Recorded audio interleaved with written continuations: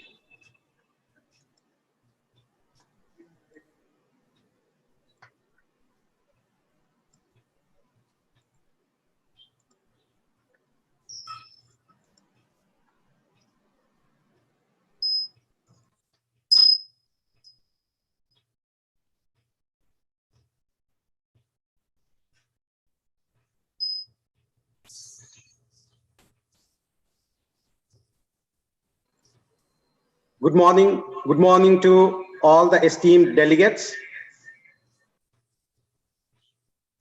Good morning. So we are here for the third day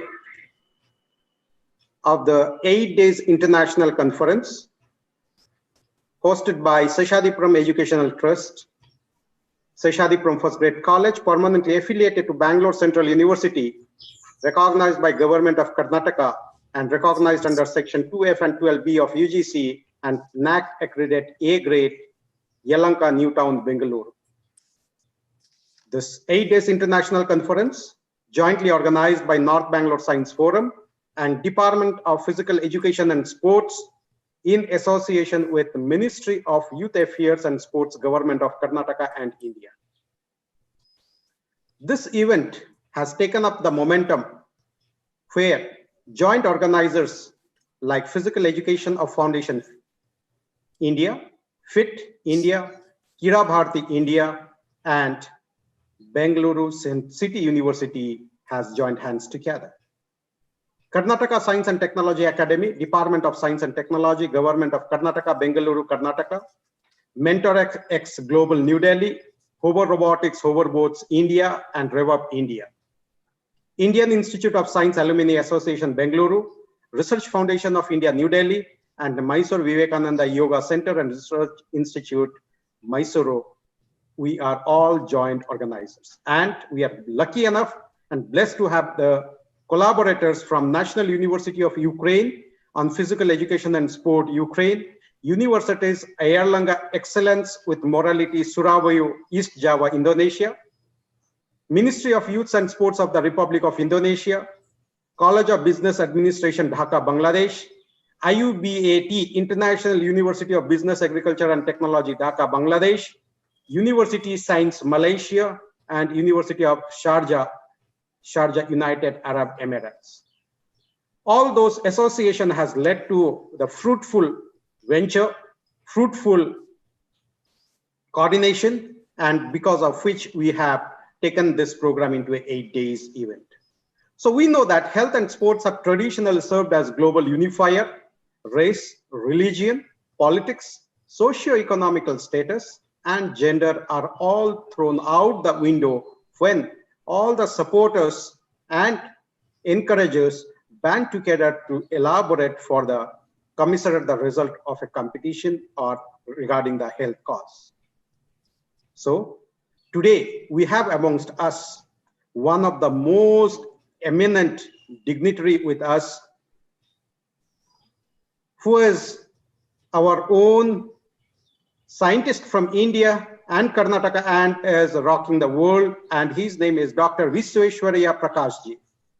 Dr. Vish Prakash was born in Mysuru, the global capital of yoga ashramas, and is practicing yoga since his childhood. He is currently the president of the International Union of Food Science and Technology, IUFOST, and the vice president of International Union of Nutritional Sciences. And the first Indian in the span of last 50 years to occupy both these positions. He was former director CFTRI Mysuru and was appointed as distinguished scientist of CSIR India. He has received more than 65 national and international awards, including one of the High Indian's Civilian Padma Shri coveted Bhatnagar Award for Science and Technology of India and Rajyotsava Award at the state level, and several lifetime achievement awards from various organizations like AIFPA, FICCI, IUFOST, and KSTA, both in India and abroad. He is a fellow of most of the academies in India, including KSTA, and also Royal Society of Chemistry UK, IAFOST Canada, IFT USA, and he is the recipient of the Platinum Jubilee Award of IFPA Lifetime Achievement Award during 2019 from the hands of the Honorable President of India. Dr. Prakash, exposure and practice of yoga and meditation for more than 55 years is unique in the sense as a scientist. He has also written about its relation to lifestyle and ahara and vihara. His profound knowledge of the mechanism of absorption of biomolecules in the body is huge, and has viewed the role of traditional foods from the perspective of ahara, vihara, and patha in its symbiosis with yoga.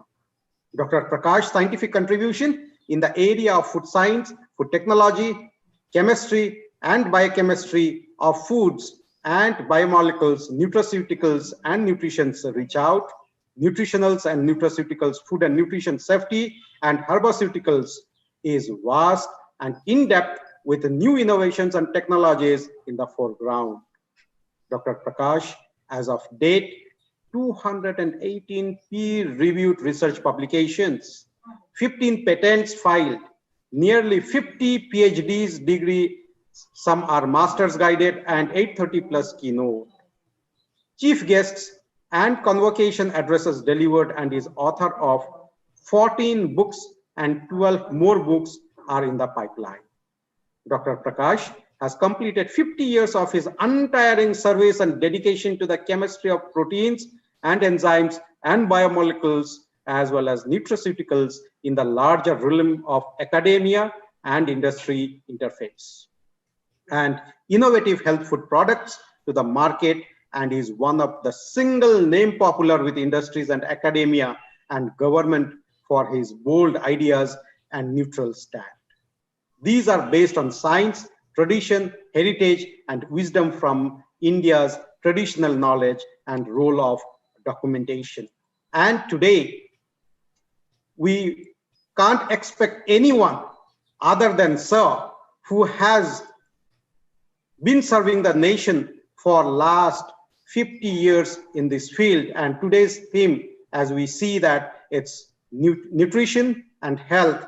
So we are indeed blessed and privileged that in spite of his very serious and rigorous time schedule, but he has agreed to address us on this important day with the important topic, and he will be dealing with symbiosis of science of food and tradition of yoga.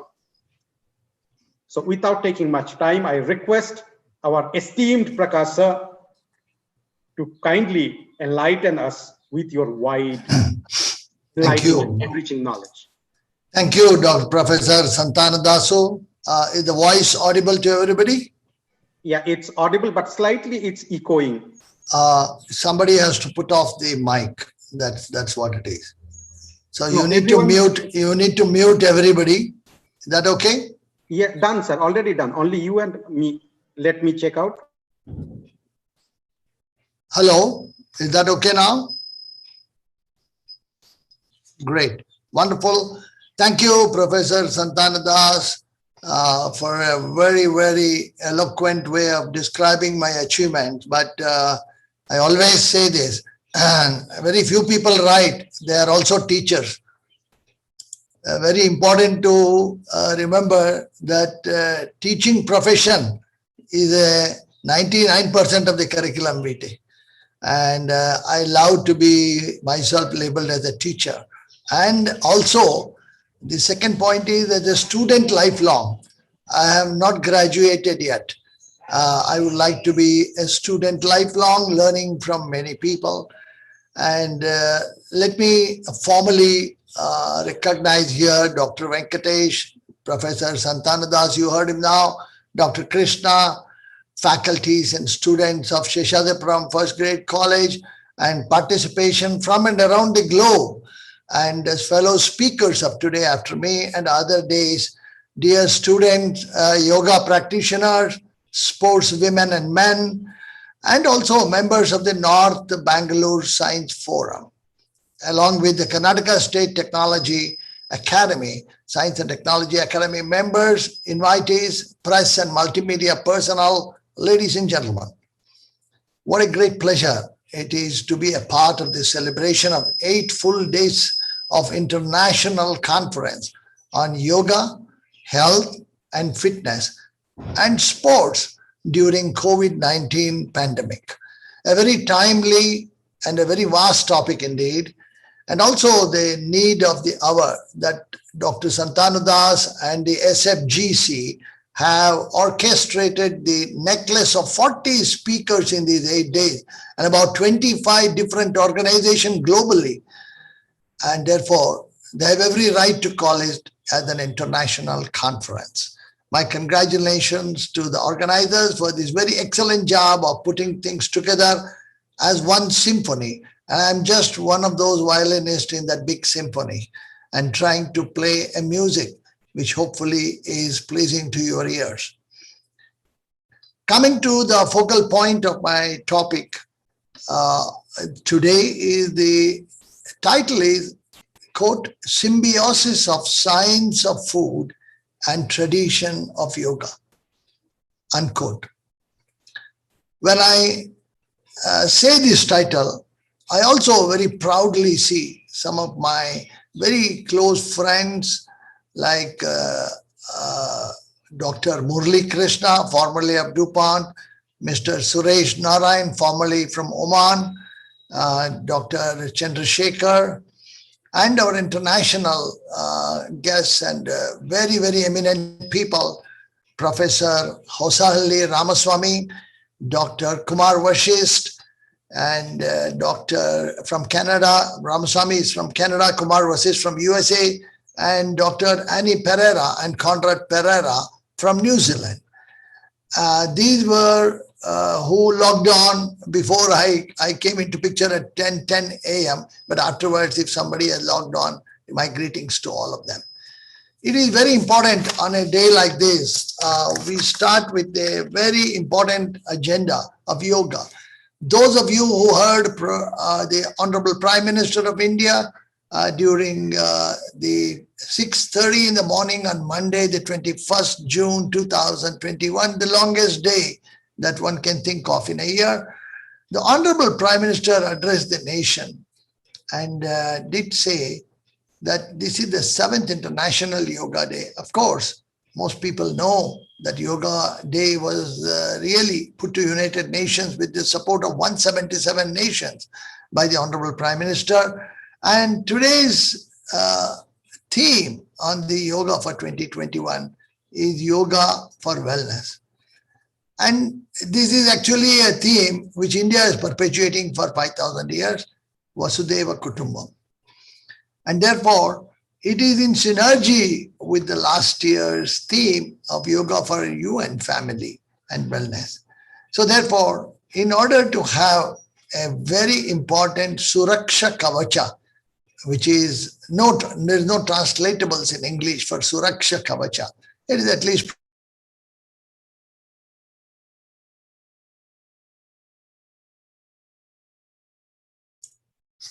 somebody is muting me, and is that okay?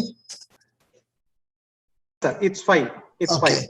Yeah. So basically, the Suraksha Kavacha of yoga is nothing but the kavacha or the protection of the layer, whether it is immunity from the body or the external, or the production of nitric oxide in meditation and pranayama.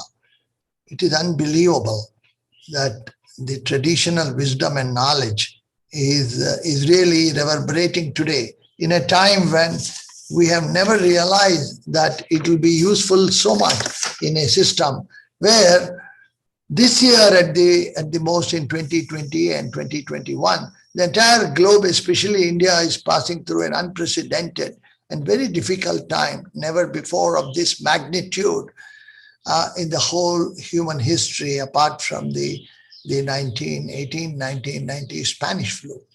The COVID-19 pandemic has shaken up the system, but it also has made us think what is relevant today, what you can do within the ambit of your lockdown, how you can really do things that you never thought you are going to do. Therefore, it is true that we reinforce our thinking process, our mental faculty into contribution of individual health to the cumulative health of the society. And therefore, that resilience in the new resilience that we are talking is closely watched by the body. The body does react and behave in a very different way when we look at not only of mask, personal distance between people and hygiene, and of course the modern science has given us vaccination, but we must be optimistic that normalcy can only come if we harmonize individual health with the public health. And if individual health is neglected and public health is announced, it's not going to work. Waves and waves will come in. And therefore, today I thought of selecting this topic on symbiosis of yoga in terms of two things, both ahara and vihara. So perhaps I will go in a fashion in which I will take yoga at the end. Before that, I will discuss food. And to begin with, I will discuss Vihara. For those of my international friends, Vihara is nature, I would define. There is no equivalent to Vihara in English, but it's the least translation one can think. Vihara is nature, and Ahara is not food by English translation. Ahara is a holistic approach, and therefore Ahara is another word that close to the translatable in English into food. And the third one is yoga. Most people think yoga is acrobatic and it is going to be occupying a position and come out of it quickly. No, yoga comprises of not only Raja Yoga and Hatha Yoga, but also the clear pathway of meditation, exercise, which is asanas. Asana has no equivalent in English, by the by. You can call it exercise. And then the most important point is pranayama. Pran is life. And that vyayama that you do is very important to take the advantage of today's world of uncertainties with the combination of vihara, nature, ahara, which is food, and yoga, which is on the body, mind, health, and wellness, which will exactly go into the pathway of symbiosis and gives us, if we add up these three, that is equal to life itself. And life is very, very well defined in Sanskrit as prana. It is not just the soul, it is not just the mind, it's a holistic approach. Prana is very, very important. And therefore, I'm not going to go into the semantics of all this, but I'm going to talk about the interaction of these different entities, how the body symbolizes this symbiosis into a protocol without your control, because you as a human will press the wrong button and try to control everything in this world. So the body is very smart. It says, thank you, I'm not going to give you the freedom. I do act according to my own to save you and your prana. And therefore, it is important when we talk of the entire situation of this world now, and why is it this Bangalore Science Forum and the Seshadripuram First Grade College and a host of other 35 organizations selected me, perhaps due to my 55 years of yoga experience, not by knowledge, but by doing Ashtanga Yoga from my guru Pattabhi Jois from Mysore. Mysore is the world center of yoga with more than 1,000 schools here, and 50 years of my experience with food science, Ahara, and 70 years of experience of my age with Vihara, which is nature. So if I add up a minute 175 years of experience, is still hanging around somewhere as I say goodbye over a period of time. And that knowledge will go back with me back to earth. And therefore, it is good to share. To share is care. And let me start with my talk of Vihara. Into the first compartment I'm entering. I will also take you to the second compartment, which is Ahara, and to the third compartment after Vihara and Ahara, after giving a time of about 3 hours, let us do yoga mentally. Vihara is air, sunlight, nature, trees, plants, animals, microbes, including COVID is a Vihara, basically. It's all nature. And includes also for every species certain amount of medical situation. A plant can die with disease, an animal can die, a human can die, or even the earth can be polluted with chemicals and the earth dies. Nothing can grow there. So there is a jiva, there is a prana in everything. And that is very important to realize. And such vihara is also coupled with human being trying to do exercise, which you may call yoga or walking and meditation and pranayama into the system of vihara. So you are using vihara. If I put you in a room which has no air, you can't do your yoga, you can't do your walking, you can't do your exercise in a gym. I would like to say, normally people say GYM gym. And this is a very good acronym. Everybody asks you, good morning, are you coming back from gym? And gym is an acronym that is used for gymnastics or whatever it is, for exercise with equipment. But it is also important to define this gym before I go into other compartments. G for me is gut. That means it is related to ahara. Y is yoga, and M to me is meditation. So therefore, if somebody asks me, did you go to gym? I would say I do gym every minute of my breathing. So therefore, it is important that when we relate vihara to ahara, we also have to bring in the concept of nidra, which is very important. Sleep. Nidra is converted to English word as sleep. But the word nidra has much more mudra, which is really a signature of health. In other words, eating, digestion, and sleeping is a natural process. And the third important natural process is breathing. These three, you can never control yourself. You may hold your breath by force for half a minute, 1 minute, but then you have to allow the body to breathe in and breathe out again. So therefore, I'm glad God has made this natural process of digestion, the sleep, and we also torment ourselves by destroying sleep by overworking as though we are going to rule this world. That's wrong. So therefore, body is a sustainable machine, wonderfully captured and architectured by God with a clear pathway of three things that it requires for a sustainable livelihood: food, air, and water. Using these three, you can do many things, which is unbelievable.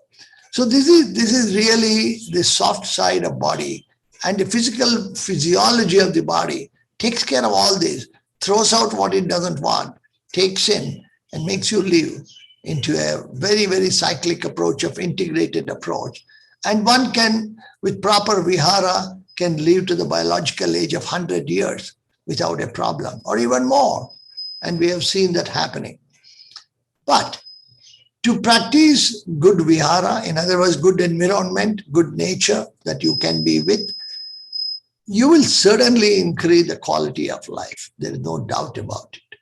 You all agree that going for an early morning walk or a late evening walk makes you much happier, and probably more endorphins are secreted. If you are running, it's a different exercise. If you are doing gymnastics, that's a different exercise. All that will give you, promote more endorphins in the system. The second one is consequences of pollution of air, and also kalmasha in food and air, which we call all-inclusive of chemicals and what is not desirable in terms of pollution. And that can cause ill health, and body tries to detoxify as much as it can. But if you keep on pouring kilograms and kilograms of that pollution, the body says, thank you very much, I will go somewhere else. And it's very important that you can correct some of them by proper breathing and proper digestion to make all the molecules of food that goes to your body to protect you, and in which we call the Sanskrit word of food in terms of patya and apatya. There is no equivalent. Patya is the rigor in food, that what you can eat, what your body needs, and apatya is what your body really reacts for that it doesn't want. So therefore, all this promotes to a personalized way of living using vihara, ahara, and exercise, whatever is the nature of exercise. And therefore, it makes us into a package of energy conservation, and most importantly, in today's world, the point of boosting immunity.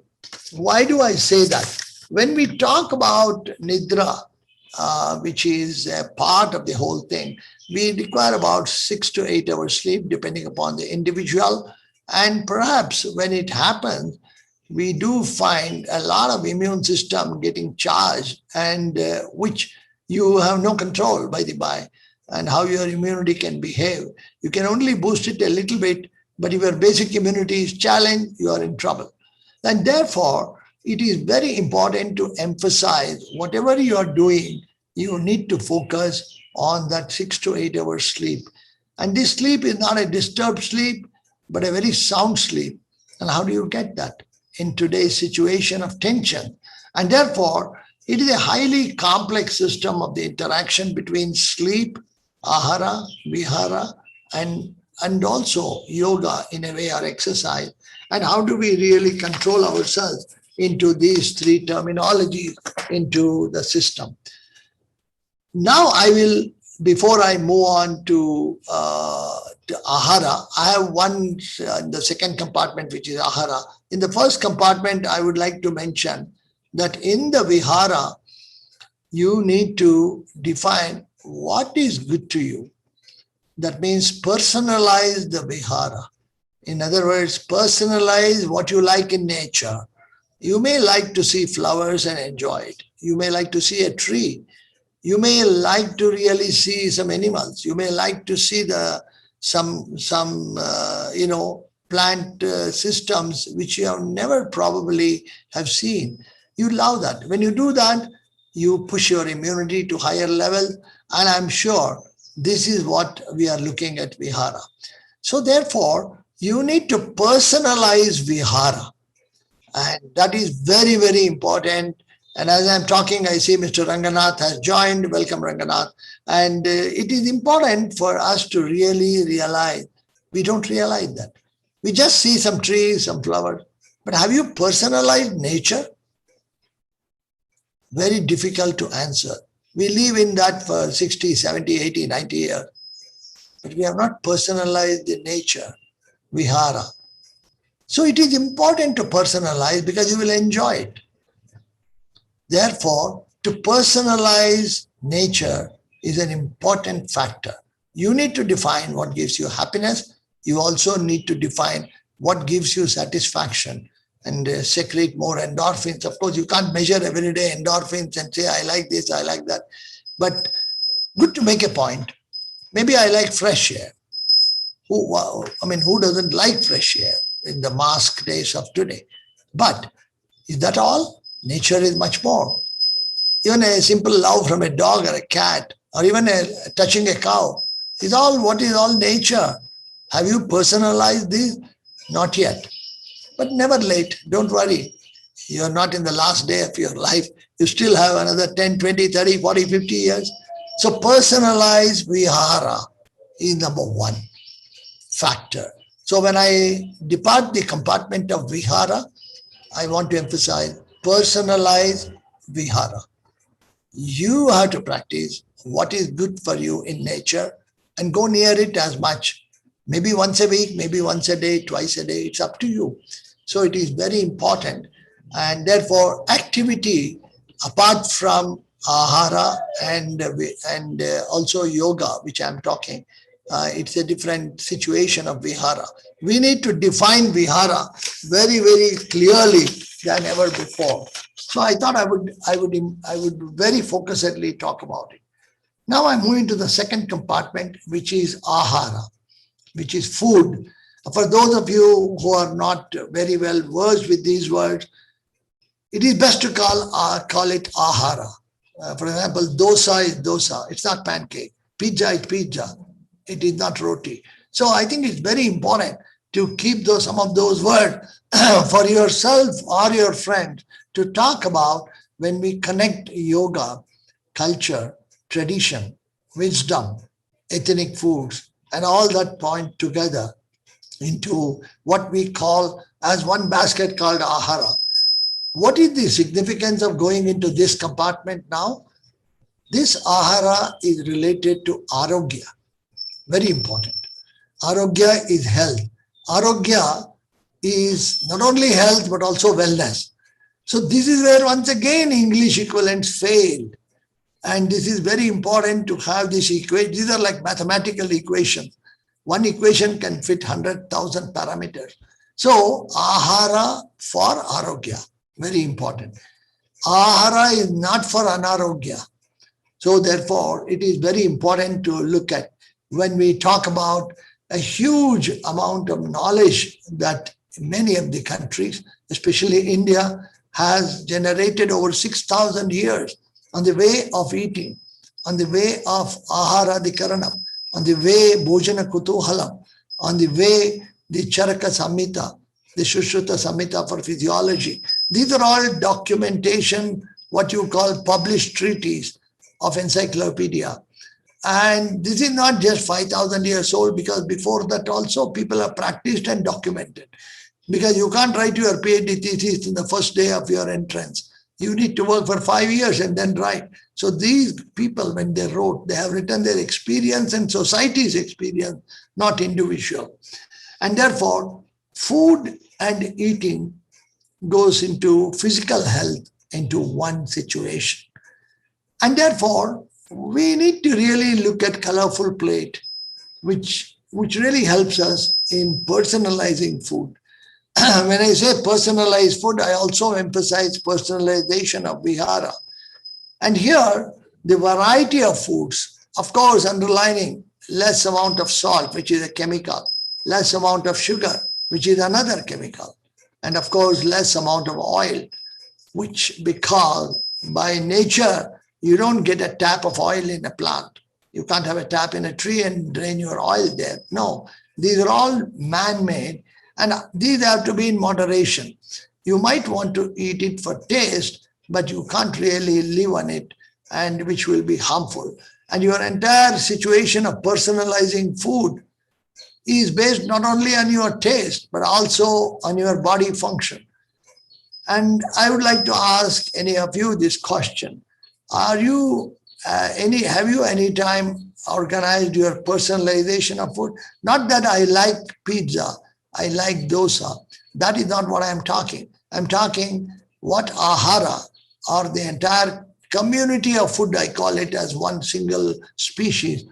Which one will put you in the best mood? Which one makes you more active?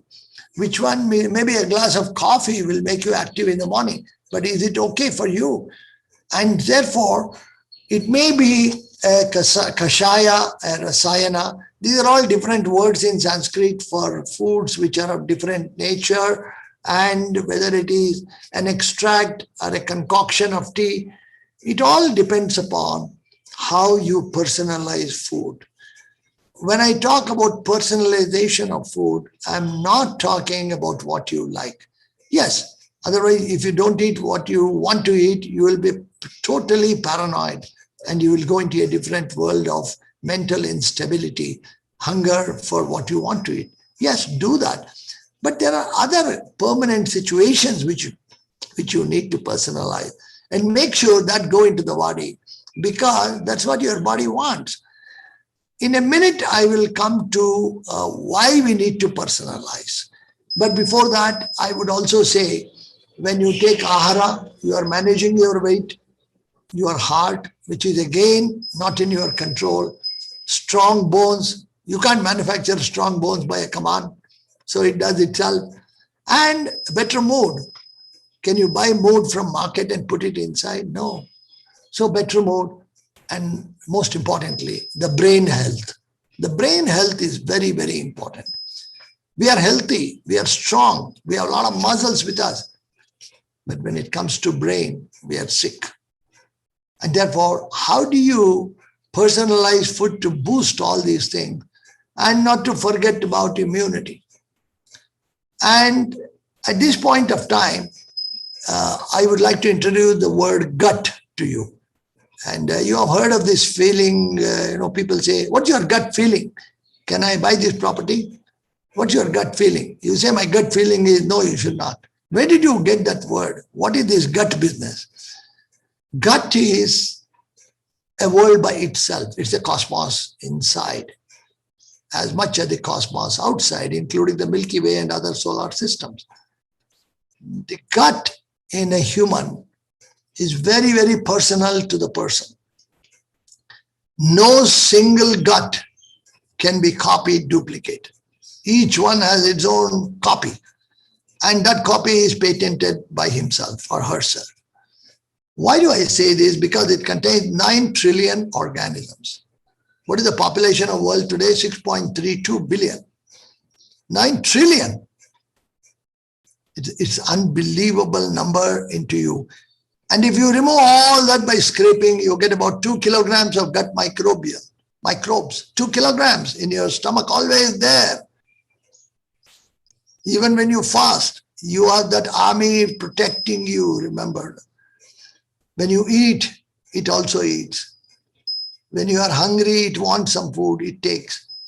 And you remove rice from your diet because you want to be slim, trim, crim. But poor gut microorganisms will be waiting for that rice because it grew up with that from your childhood.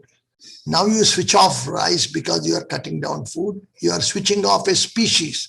And that 9 trillion over a period of time, with all the bad habits, without intentionally or unintentionally, may come down to 1 trillion. So what will happen to your health? Total deterioration. Can you reverse it? Yes, of course, you can reverse it. But you can't do it this miracle in 1 day, 1 hour. These are days of 5G, 6G. So people want everything immediately. I want my microbes back in 1 day. No, that's not possible. It sometimes takes a whole lifetime to build that microbes. Protect it, preserve it, and make sure you use it for a potential benefit that it can give you. Therefore, it is like music. Gut is like music. Different kinds of music is there, instrumental and vocal and many others.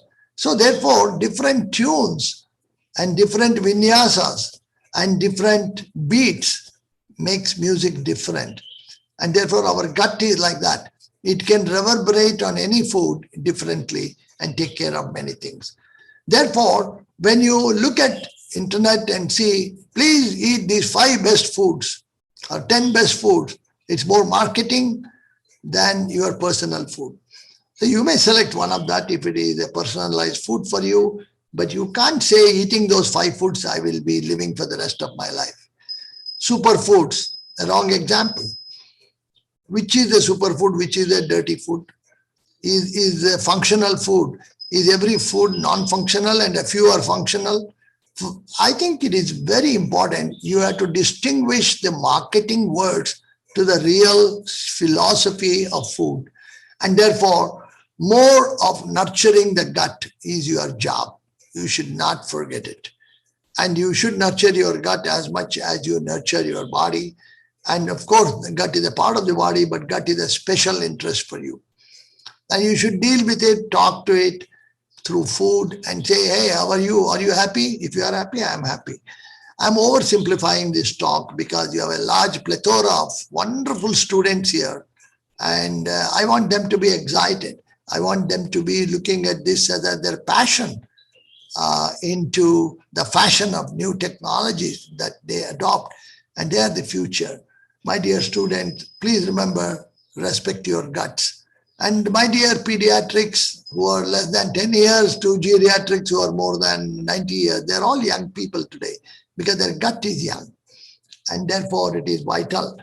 And why this gut becomes so important? Today, the latest papers that came last week, actually, I'm quoting from the last week paper, which I have it here, which is very important for me to say. Only when you eat diverse range of foods, fermented foods, I'm sorry, fermented doesn't mean fermented liquors or liquors, okay? That's a separate compartment I'm not going to visit today, but it is very important, fermented foods. And there can be a large number of examples for India and for any other country, especially Southeast Asia has a large number of fermented food. And also limit your intake of artificial sweetener, eat prebiotic foods, breastfed for many months in the initial stages of 6 months is a gut booster for the small child, And because you can't make it eat fermented food, you can't eat a diverse range of food. The mother's milk is the first pre-probiotic and a symbiotic and a postbiotic that is given by the mother to the child. What a way nature takes care of it. No question about it at all. So therefore, here we are. The first thing that the mother's milk does is to build your gut microbe for the child. And therefore, that will remain till the last breath of your life. And you need to nurture it, protect it. And at the same time, make sure you eat different kinds of food, which ultimately may not really bring you happiness. But some of them are syllabus, just like teaching in Sheshadipuram first grade college. You need to cover the syllabus. A good teacher covers the syllabus, and then later on he goes to other related things to give knowledge. So therefore, when you really take care of gut, you are also taking care of immunity quite a bit. The disease-causing organism and infectious agents are killed by these gut microbiome, microbes inside, microbiota, and therefore your immunity can boost up. Multifunctional cells and abnormal body cells as cancer can also be fought with these gut. Today, they can implant a new gut species into your system. And foreign cells are particles. Particles perhaps means virus. So therefore, how do you really protect yourself with the basic immunity? Is first thing is to keep the gut happy. When you do that, you also really realize that when the specific cells of lymphocytes, macrophages, and precursor cells, and the blood and lymphatic system, they're migrating into connective tissue and collecting in human organs, is all as a result of the combination of interaction of biophysiology of nature in human body as a machine with the conquest of the gut health, with the vihara that we went into the compartment number 1 and the ahara we are in compartment number 2. These two combined together will push your system of immune system, which has got immune cells, leukocytes, plasma cells, macrophages, mast cells, T cells, B cells, etc., etc. It's a huge combination. You will never have control, and you should never have control. If you control that, that is the end of humans. So therefore, it is very important. Don't try to control, but you can only boost a little bit. But in the process of boosting, don't kill the gut. Very important. Somebody said you should eat 5 grams of turmeric. So I'm going to eat 5 grams of turmeric. That may destroy your gut organism. So everything has to be in moderation, in mita, even food also. It is very well said in the Sanskrit literature on ahara adhikaranam. Those of you who have read it will remember. I have gone through the original. It is moderately eating habits are more important. In other words, when you are hungry, you fill it up with 70% food. 1/3 is air, allow aerobic fermentation.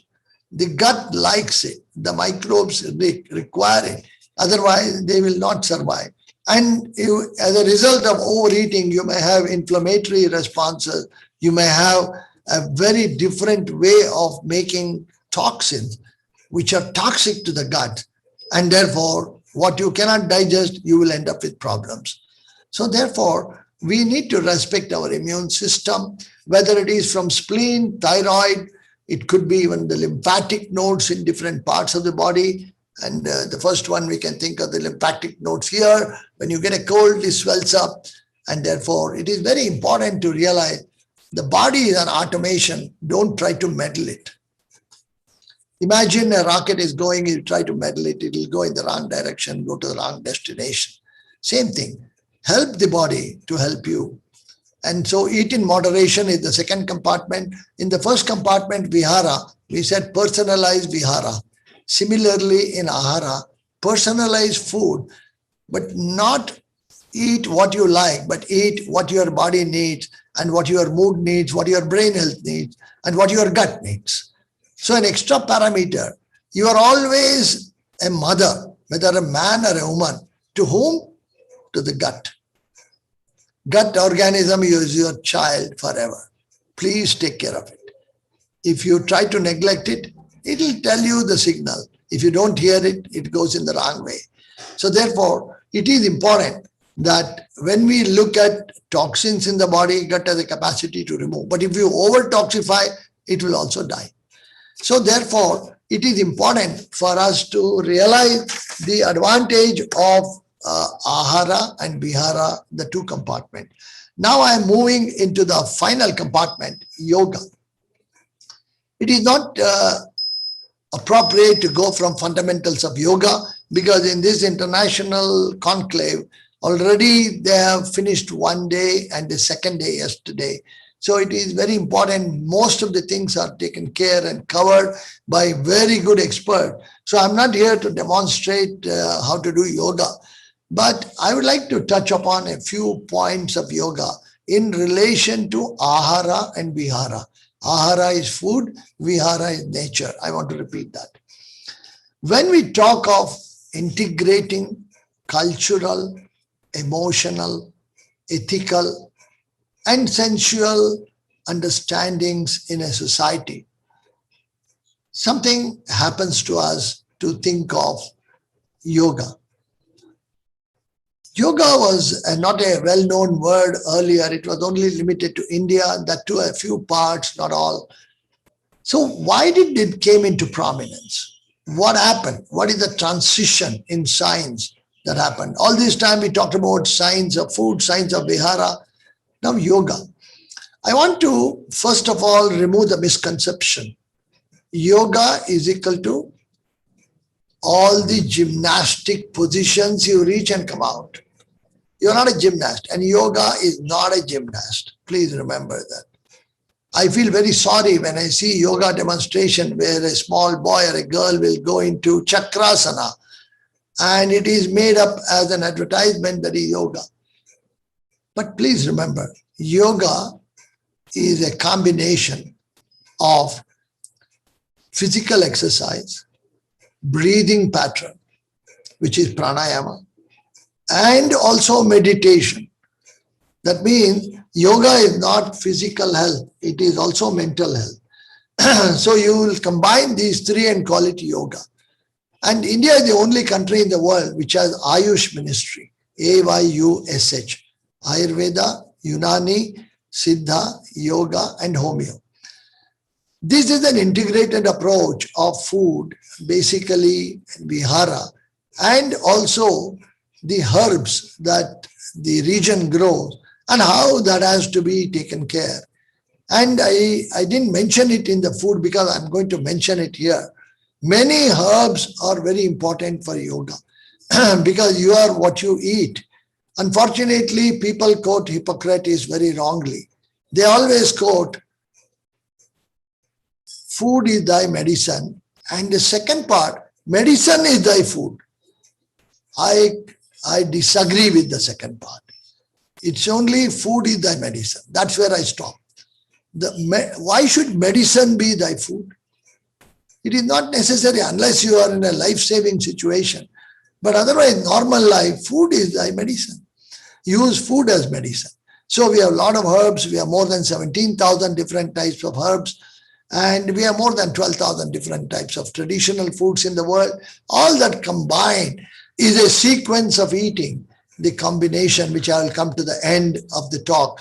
When I combine the three compartments into the living room, bring all of you into the living room before I depart to the questions. Therefore, the physical exercise and the amount of yoga that you can practice, what we call as asana. Asana has no English equivalent. I cannot even say exercise. Asana is not exercise. The way a hand goes up, you need to breathe in. The way it comes down, you need to breathe out. This is not just exercise.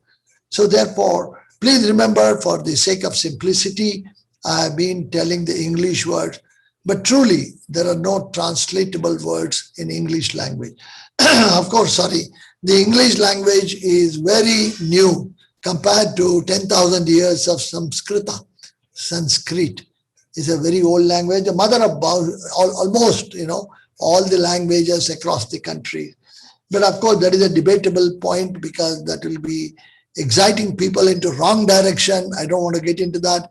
But I just want to say that it is important that yoga is not acrobat.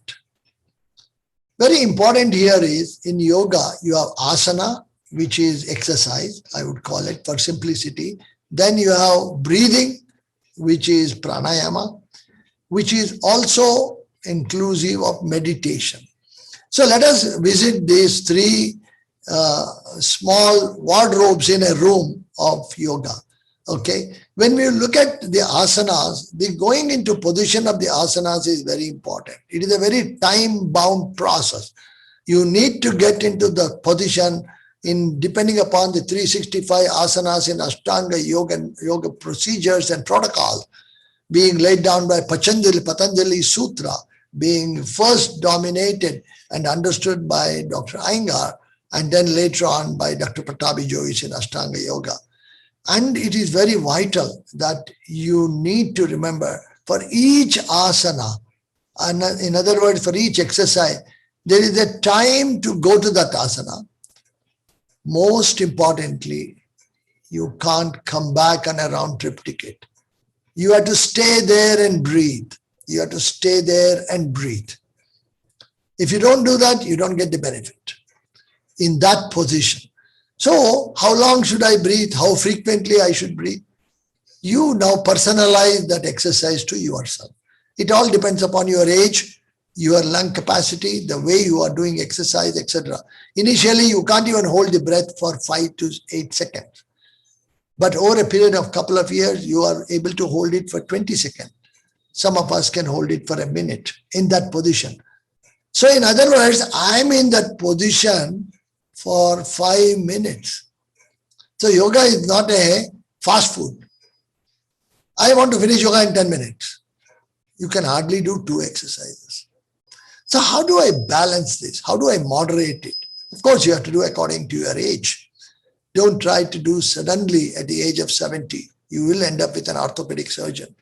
So it is very, very important. You need to understand the consequences of doing wrong yoga. It is very well said by Patanjali Sutra that if you do yoga rightly, you get a lot of benefit. But if you do one asana out of all those wrongly, you get all diseases. And the procedure of Patanjali is first you need to learn yoga perfectly from a guru, not by Google. Google is not your guru. You require your guru who will personalize the asana for you. He will talk to you. He will see your mood. He will teach you. He will teach the asanas that you can personalize for your body. And therefore, that is very, very important to have a guru. If you don't have a guru, perhaps you may learn from some online. Still, at this point of time in COVID, maybe that is the best thing you can do. But when the COVID is out, try to find a guru. But that guru should not be a fraud guru or a quack. He must be knowledgeable. He must be very well versed. He must be good in yoga. And most importantly, he should have taught his children who are above 9 years and wait for another 5 years after teaching of 5 years for them not to get any diseases. There is first phase 1, phase 2, phase 3 trial on the exercise. If they are healthy, he can then teach it to others. Is this followed in yoga? No. You are taught acrobatics. So therefore, you will pay the penalty. Therefore, cautioning you on that exercise, I will move on to the next cabinet, which is pranayama, which is breathing. I also told you the way of breathing in yoga position, and the slower you breathe of inhale and exhale, it is very important to keep that in mind. And you may increase by 1 second a day of inhalation and exhalation. That's all you can do. What happens in 7 days? You are increasing it by 7 seconds. So amazing, benefits that you are getting by knowing how to do it correctly. It is very vital. It is very vital to remember that. The second cabinet is the wardrobe. The wardrobe that I'm talking now has no locks, just 2 doors. And you open it, and what you see is the breathing by controlled situation through the nostril and exhaling through another nostril. There are various ways of pranayama, and this prana and the vyayama that is associated with it, and yama niyama, and all these are involved in pranayama. And pranayama is one which requires definitely a guru. You can't just do it by online and try to wrongly learn it. It is very important. And these are the sequences. First, you need to do physical exercise, yoga. Then you come to pranayama. And once you do pranayama with different forms of pranayama, which you personalize, somebody may have a nostril problem. Somebody may have a little bit difficulty with the lungs. So accordingly, maybe he's bronchial, he's asthmatic. So it requires to be personalized pranayama. And this personalized pranayama will give you enough oxygen. Where your oximeter, which you all have probably in the house because of COVID, you try yourself.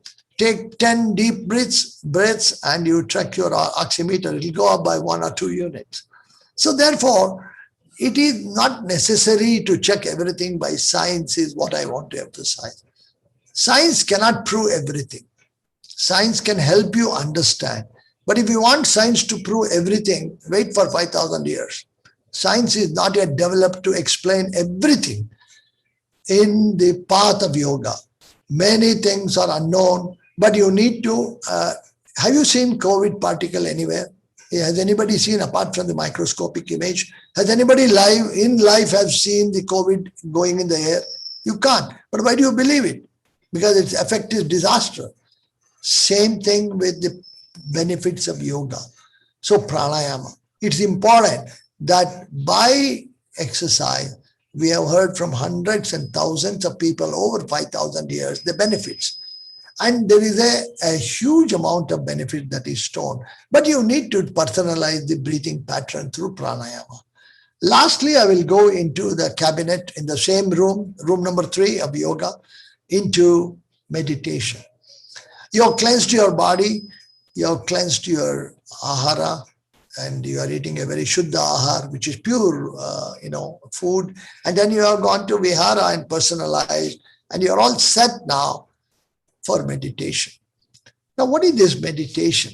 Immediately meditation, the people will, this is a part of yoga, I want you to remember. And therefore, this will really is mandating for us to take care of the health of the mind. Mind is very important. If mind is not able to be controlled by the human body, it's going to be dangerous. You will do what the mind says. It can be dangerous. Go at 200 kilometers per hour in a car. The mind says, have some fun. What happens, next? You are in an ICU. So it is very important how do you control the mind, remove the negative thoughts and put in positive thoughts, etc., etc. This is the age-old sutra that is well-documented meditation. And of course, all these yoga, then in terms of physical exercise, where the immunity will get boosted up by all the T cells, B cells, keeping it alive. And at the same time, the meditation that we are talking is all a huge amount of backup with science. Science is not showing us proving it. What science is giving is evidence of that effect. So we see more evidence coming in. It will keep coming because, as I said, this is a cosmos itself. Yoga, ahara, vihara is a cosmos itself. So proof keep coming. Somebody says turmeric is good. Hey, Indian curry contains a lot of turmeric. Therefore, Indians are very highly immune, which may be wrong. That's not the way we talk about science. We talk about proofs. We talk about modern tools that can be used to measure the brain waves, measure the electroencephalograph, and measure. You can't measure the soul, you can't measure the mind, but you can measure the hormonal levels in different places. So it is vital for us to use scientific tools to understand all this. So therefore, when we talk about meditation, it is very well known that even a sick person can think positively with meditation and try to ward off his disease. But one thing I want to say, that in the time of emergency, the modern medicine is very important. When you have a heart attack, you are not going to search a guru for yoga at that point. You are just rushed into the hospital, you are given oxygen, you are probably given an injection of streptokinase to make your heart work again. And when you become well, you are again back into normal. But all this will be preventive And it may not be curative because it is very complicated, because you don't know how much toxins your body has, under what conditions you got a stress and a heart attack. I'm not telling only heart attack, many other things. So therefore, it is vital. My time is up. I have got another 3 minutes, and therefore it is vital. I welcome Ajay Kumar at this point of time. I see he has joined us just now. And it is very important when we talk of doctors, he is in right now, into psychosomatic training with a great compassion and a passion of an amorphous nature of our behavior, solidifying into crystallinity of the mind, crystallinity of the soul. And it's all integrated into one point, and very difficult to cover everything in 1 hour. But I want to talk a few minutes about wellness and its relevancy to health. Wellness is a very complicated word. This year's theme of International Yoga Day and the Yoga Year is health and wellness, and yoga and wellness basically. What is this wellness? Wellness is body, mind, spirit, and I already mentioned about ahar, vihar, patya, apatya, and all these things to be followed with body, mind, and spirit. Difficult to define spirit for a large number of people, but we generally say, are you in good spirit today? And these are all things that are used for expression of different faculties of mind into a very, very useful way of perfection to be achieved. And wellness is one which is in Sanskrit, it is translated to wellness. The original word is swasthya. It's a very complicated word. And normally in an Indian tradition, when you meet somebody, you always say, are you in good health? And in Sanskrit way, you say swasthya. Swasthya is so much of loaded word. It is not just health, not physical health, but a mental health also. So wellness includes the whole situation of keeping the body, mind, and spirit together in the same symbiosis, the same harmony of the beat, the tune, and the raga, which all will be combined together to more than 140 generations of experience. Tell me which science has that many generations of experience? Obviously, what you have got today is a distilled knowledge of 140 generations almost. And that generation has distilled knowledge from one generation to other. Hey, you don't do this asana because it may create a problem. So delete it from the list. So what you have is a distilled knowledge, and for wellness, health, and also connecting the body, mind, and spirit with a clear pathway of creating a health and wellness atmosphere. I would be failing in my duty if I don't touch upon sports, because that is one of the important agenda of this international conclave. All this will help you perform better in your sports. But you need to do it perfectly.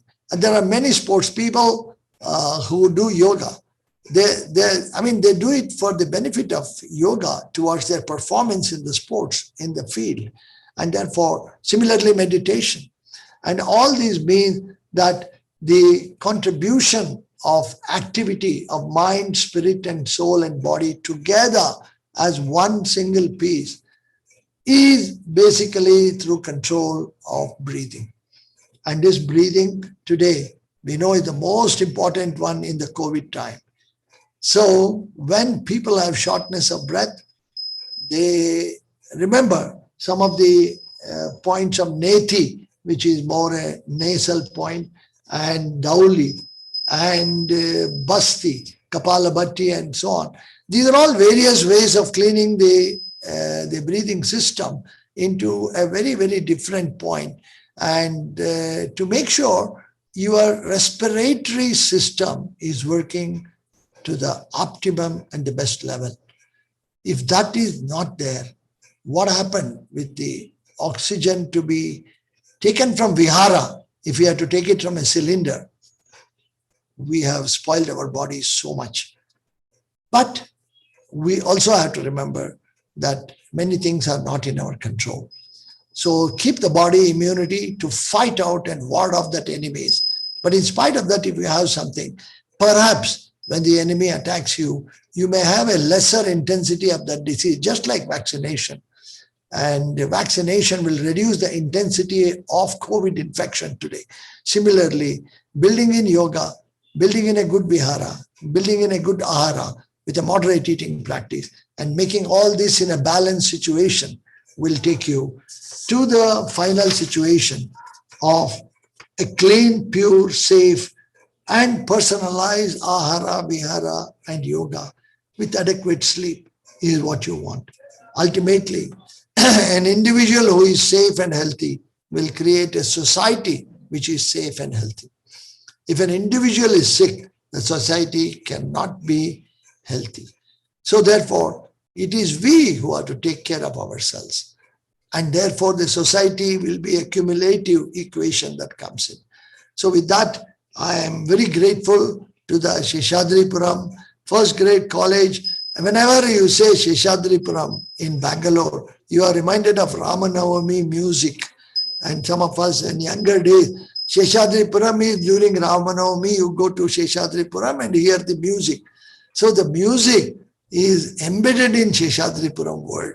So I want to recall those days for those of the people who are abroad.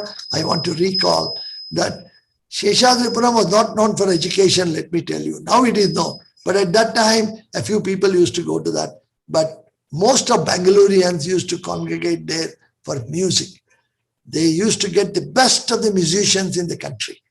And therefore, what a big way of thinking. It used to go till 1 o'clock, 2 o'clock, 3 o'clock in the night, the performance, depending upon the artist. So therefore, how nice it is an educational institution could think of music in the 1950s and 60s.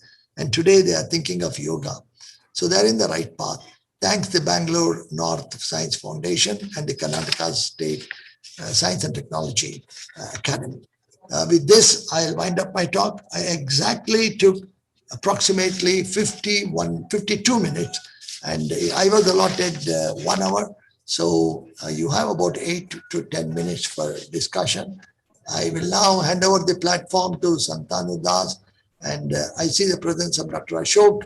I also see the presence of Kumar Bhatia, who just now joined from Delhi, and it's wonderful to see all of you, and my friends, my well-wishers, my students, all of you are my teachers, basically, because that's how I am a student. With that, if I have said something wrong, which is not correct, I apologize. But if I have said something right, it doesn't belong to me. It belongs to my teachers. And with that, with my humble namaskar, I would say thank you for your very, very patient hearing. And it's not easy to take a person's lecture for 1 hour. It's a suffering sometimes. I hope I have not indulged you in suffering. And I will relieve you as soon as Santanu Das relieves all of us. Now I hand over the mic to Santanu Das for taking a few questions which I would like him to moderate because it may be complicated to read the chat and so on. And if I can answer, I will try to. Otherwise, I'll pass on the question to audience. Yeah, I see some of the audience are much knowledgeable than me. So I may even call their name and give the questions to them. So I will try to do that. Santanu, hand over to you. Thank you so much, sir. It was indeed a pleasure with the Indian traditional flavor of your talk, ahara, vihara, and the way you have explained gym in your own words, GERD, yoga, and meditation. Really, you are true Indian, and you have laid the flag of India in nutrition afloat, and that's why you are president and vice president of such an prestigious organizations. And you are from CFTRI. As we know, CFTRI is known for the food which has been sent to NASA. Around 30 to 35 food products are sent to NASA, and astronauts and cosmonauts use that. So before going further details, let us check out a few questions from Steffi Cardozo. How does someone suffering of mental stress at work, major health issues caused due to the stress, family issues which only deteriorates things, use the vihara ahara as the motivation to recover? It's a very complicated question because you are putting office, house, and your body together. So, so it must be very complicated to answer, but I will try to answer in a very simple way. You need to identify the cause, and you need to address that cause. And if you have any way to avoid that cause, do avoid it. And you don't have to suffer lifelong with that cause, because you will never get a relief from it if you know the cause, and that cause you can't avoid it, and so on. So I would say the world is big. If you are suffering in a job, you need to change the job. That's all. What else you can do? But what do I do for my livelihood? You have to find a new job. So, but if you have unpleasantness at home, you need to modify, change the pattern of behavior of others. And it is possible to do that, because human interaction today is less. You need to interact more with human, do things together, and many things. Lastly, if the whole family gets involved in yoga, meditation, and pranayama as a family wellness, that was last year's theme of Yoga Day. That is yoga for you and family. And when I say family, it may be office also, doesn't matter. So the whole concept of Vasudeva Kutumbam has to be invoked, and it needs to be personally addressed, but I'm trying to oversimplify. So with ahara, don't take too much exciting foods. Have a moderate food, what we call tamasic food, and so on. But that drives me to one question people ask me always: is vegetarian food good or non-vegetarian food good? And my answer is very clear. Every non-vegetarian person takes 95% of vegetarian food. Please remember that. So 5% may be all what he is going to or she is going to take. That is because of economic factors, because of availability, because of also many other factors. So people do eat, the major portion of a food is vegetarian. So therefore, it is important to look at that. I'm not propagating this way or that way, but I'm telling people say 50% of a nation is non-vegetarian. What does it mean? Somebody eats one piece of a small chicken once in a week, he becomes non-vegetarian. 98% is eating vegetarian, or she is eating vegetarian. So it all depends upon what excites you and what makes you very, very irrelevant to an environment in a controlled situation. You need to identify, you need to find an answer. And that's your project from today. Maybe you should try it. That's the best way to move forward with the knowledge. Thank you. Yes, sir. The next question from Ganesh ji. My grandfather, who is of age 67, does almost 100 push-ups in a go. On the other hand, I am 23 and I struggle to perform in 55 to 60. What is the reason? Is the food quality? Ganesh, your name is Ganesh, which is, a very powerful God. So you have power within you, but when you compare to your grandfather, don't forget that he had a discipline in his life from his childhood. Now, I'm not telling you are not disciplined, you are indisciplined, but the way he had a rigor in ahara, vihara, and the entire exercise that he is doing now is something which he has done it for lifelong. So what you have done for lifelong, you can do it very easily. What you start fresh, you will have a problem. So I think if you are doing only 50% of what you can do, increase every week by one more for you. And see, in 1 year, 52 weeks, you will be crossing it. It's a question of how moderately you do. But if you are going to do it in 1 day, you require a knee replacement very shortly. So therefore, but I also would like to caution your grandfather, overdoing is dangerous, because as we age, we will lose our ligaments, and our joints become very, very tender, and inflammation. So even your grandfather, he may be able to do, but is he able to do comfortably is the point. That's all. So don't push oneself too much beyond the age. Moderation of exercise is very important. But as a young man, you can do it considerably well, provided you practice it with a goal. How is an Olympian wins a gold medal? Practice, practice, practice, and practice. Very important.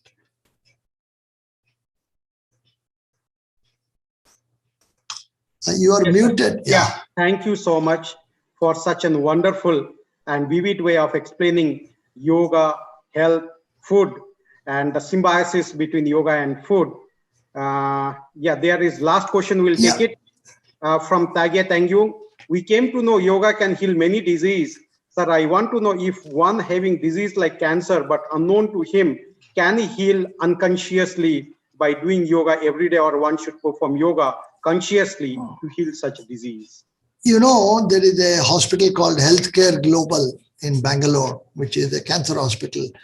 After the radiation, after chemotherapy, after surgery, etc., the recoupment of the patient is done by various methods of exercises, and yoga and meditation is used to recover very fast, to rebuild the system so that that doesn't come back. So it is not that I already told you, you need to use the modern medicine, modern scientific tools to solve the problem when you're in a crisis. But first of all, I want to ask the question, where did you get that from? It could be from genes, from parents, grandparents, but you can't change your parents, right? There's no way you can change your parents. You will inherit some. And there are some family, there are some contamination, there are some which are caused by pesticides, fungicides, herbicides, chemicals, etc. So that means your vihara was not good at some point of time. And you took all that, and as a result, you got it. So you can't really correct it by a surgical procedure of yoga, which is not invasive. So therefore, you can always take the help. That's why I said you require a synergy of the science of food, the science of yoga, the science of modern medicine, the science of understanding the human being. And using those tools, we need to put all that together to recover healthily. Today, there is an opportunity to recover. Today, cancer is not a dreaded disease, but cancer can be cured. Cancer can be minimized. Cancer can be minimized so that you can extend your life by another 25, 30 years. So all these are possible. This is a very positive approach, one say. I also see one more question, Santanu, from Professor Hosahale Ramaswamy from Canada. His question is, in the context of what you discussed, Dr. Prakash, it is good to discuss a little bit about quality of food that should be linked to these activities. Professor Ramaswamy, it's a very good question. And with the India's Pakashastra and a number of other sequences that we have read, there are more than 69 documents on food, how to eat it, how to, I'm just having read all those books, I have kind of summarized. The quality of food has to be the following 16. Swachha, clean. Shamshuddha, pure. Suraksha, safe. Swadishta, tasty. Satvika, virtuous. Sumanaka, well balanced. Sanskarita, well cooked and garnished. Supachya, easy to digest. Swarasya, interesting. Food has to be interesting, right? Sukarmika, in the right sequence. If you goof up the sequence, you won't enjoy the food. And Supatya, individualized or personalized, which I mentioned. Swastya, healthy. Saukya, wellness. Shrestha, quality and quantity. Sumulya, affordable. And Sampurna, it has to be complete and wholesome. So therefore, you can add a few more S's in that, but all these English translations are close to the original word, but that is not equal to. Like Swachha is not clean, Shamshuddha is not pure, and etc. etc. Why I'm telling you, it is very important to realize, use the original word. Don't you use the word pizza for pizza? You call it dosa? You don't. So therefore, please call it by the original word. Let the world use the original word. Then they know the value of it, the weight of it, and the quality of it. And there are no translatables. You can do a translatable for a common man to understand, but then after understanding, you need to go back to the original word. Thank you, Professor Ramaswamy, for raising it. That's one of my favorite points. Somehow I missed today, but it's a great thing that you have raised that point. I appreciate it. Thank you. And the last question from the former Registrar of Evaluation from Bangalore North University, Sundar Raj URS. Sir, what is your opinion regarding making yoga Can you repeat that question? Making yoga as? competitive sports? Okay. I don't really get the meaning of competitive, but it is very important for me to tell it. If a person doesn't want to do, you can't force him to do, right? I already said you can't just jump into yoga. You can't jump into Hatha Yoga. You need to be prepared with Vihara and Ahara and keep your body. You need to be prepared with Vihara and Ahara and keep your body ready for accepting yoga. So, an Olympic sports athlete at a 100-meter race doesn't jump into running just like that. He prepares himself. He warms up. So we need to make sure the person is physically ready and the person is mentally ready to do it. That is very important. So you need to really teach a lot of basics before introducing a course and say, period number 1, one asana, period number 2, second asana, period number 3, 4, third asana. That will destroy the whole thing. The person will run away. And compulsorily, he will omit this course and go to some other course. So you need to induce the entire situation into what he loves, what he likes by giving proper introduction. So I would almost say half a semester of introduction is very important. And then do the yoga in a way in which it has to be taught properly. So you need proper professors. The modern professors may not be fit for it. You require a lot of professors, like the one on the first day you had from Mysore, from Vivekananda Ashram. People like that who are thrilled to practice it lifelong, and they should be really inducted in teaching. And some people cannot bend down. Don't force them. Stand on them. You'll break their bones. So you need to give time for it to happen. And the person should almost imbibe yoga as one of the 3 characteristics I mentioned, that is food, air, and water. And when he adds yoga to these 3 things, he won't eat, he won't breathe, and he won't drink water unless he has done yoga. So that is the love of yoga that you need to induce. Induction is very important.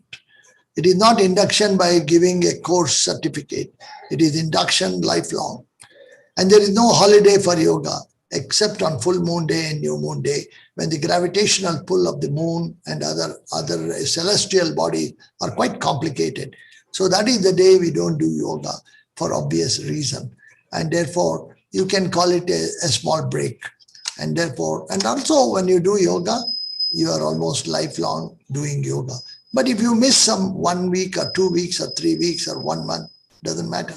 You'll pick it up. Because like breathing, you can stop for a while, but you will again breathe, right? So yoga is like that. You can give a break, nothing wrong. Systems don't allow you to do sometimes. That's okay. And therefore, it is important, Professor, that introduce slowly but correctly, and introduce the way it has to be done very, very slowly. Then people will react. If you push the yoga through the throat, people will say goodbye. So don't create acrobatics from yoga ashrams. Yoga ashrams are meant for slow and proper ahara and vihara. When you are ready, then yoga comes in. And then when you are ready, the breathing comes in. And when you are ready, pranayama comes in. When you are ready with that also, you go to meditation. And therefore, this is the sequence of operation that you need to do. You can't jump one above the other and say, I didn't get any benefit. You will not. You should not. You need to follow this sequence. Very, very important. Yeah. So can you ride a car without starting the car? You can't. It's impossible unless somebody pushes it, right? How long they can push. So thank you. And I hope that was the last question, or you have one more? Yes, sir. Yes. Wonderful, wonderful. And thank you so much. And I now leave the platform to you, Santanu. Yes, sir. Thank you so much. We, on behalf of Seshadipram Educational Trust, a 91-year-old organization, and Seshadipuram First Grade College and all the joint bodies, national and international. Thank you wholeheartedly for addressing us on Ahara, Vihara and Yoga, and how you have so vividly and so beautifully you have answered all of, and we do understand the knowledge what you disperse or what your aura tells. It can't be grasped in a day or in an hour. We have to be a frequent learner from you, and that's the reason that we take, we will be in touch with you frequently so that we can get more of knowledge from you and we can absorb it and we can get enlightened. Thank you, sir. Thank you wholeheartedly. Namaskar. Thank you. I thank all the audience for their patience. Thank you. Thank you. Thank you. Bye. Bye-bye. I will log off now. I won't be there Yes, for the other speakers. I told you I have to be in another webinar shortly. yes, sir. I mentioned to you. Thank you so much. And I apologize for not joining for the other speakers. I wish them all the best. Thank you. Thank you. Thank Bye. you, sir. Bye. Thank you.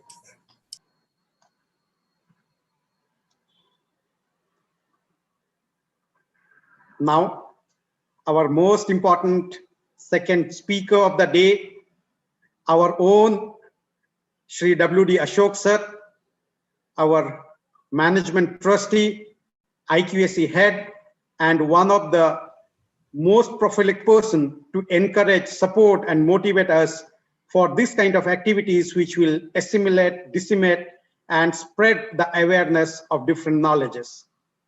I request our Sri W.D. Ashok sir. I'd like to introduce you. He is a trustee of Seshadipuram Educational Trust. He is the chairman of the Betterment Committee of Seshadipuram High School, Yalanka. And he has served the nation, served abroad. He holds a master degree in pharmacy, specializing in the field of total parenteral nutrition. He served at the famous Al Adan Hospital, Kuwait as a pharmacist for over 13 years. And he has both exposure to the national and international.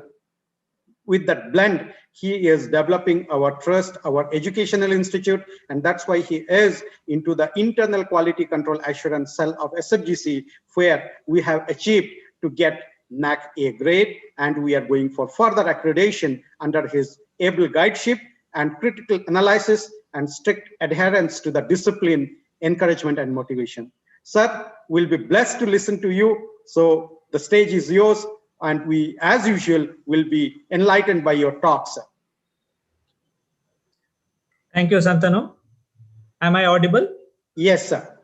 Yeah, just welcoming everyone to this platform from the Seshadripuram First Grade College, North Bangalore Science Forum, Department of Physical Education Foundation of India, Bangalore University, and Karnataka Science and Technology Academy.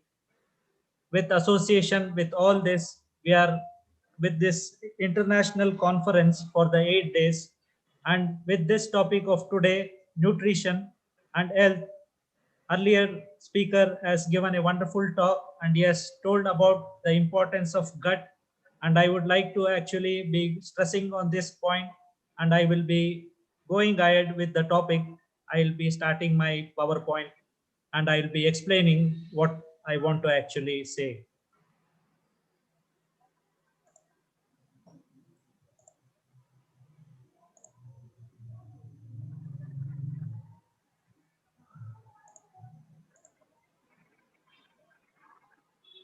Starting with nutrition.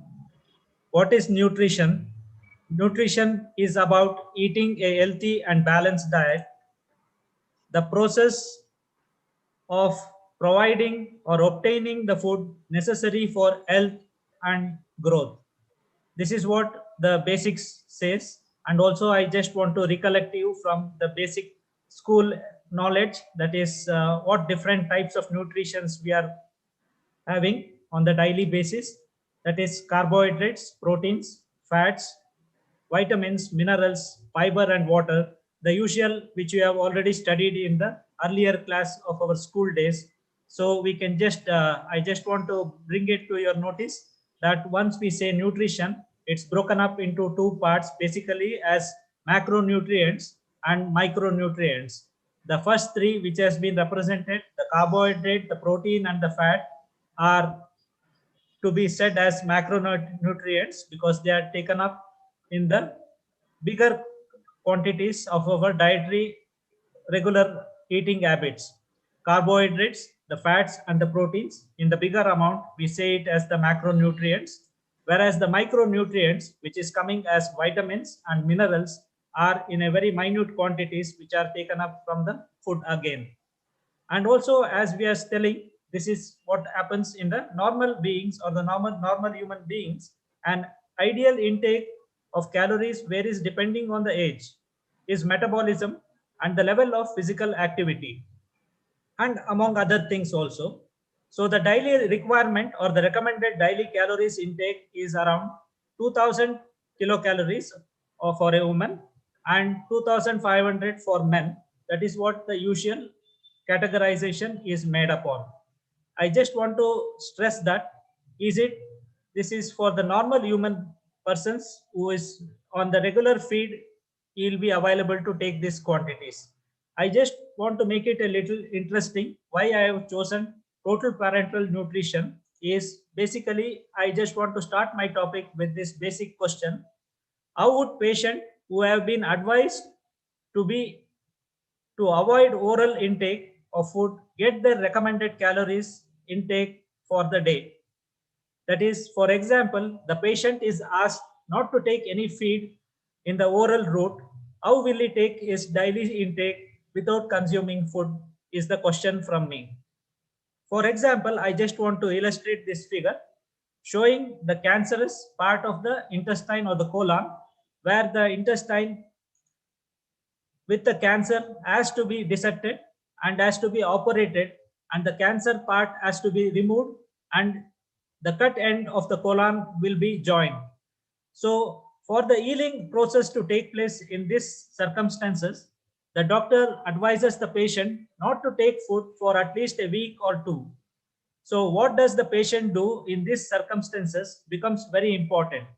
So basically my talk starts on these conditions where the patients are going to face the problem of not taking the oral food. So what will be their condition and how will they get their dietary calories according to the conditions on the prevailing day-to-day life. The next example I would like to say is about the Crohn's disease.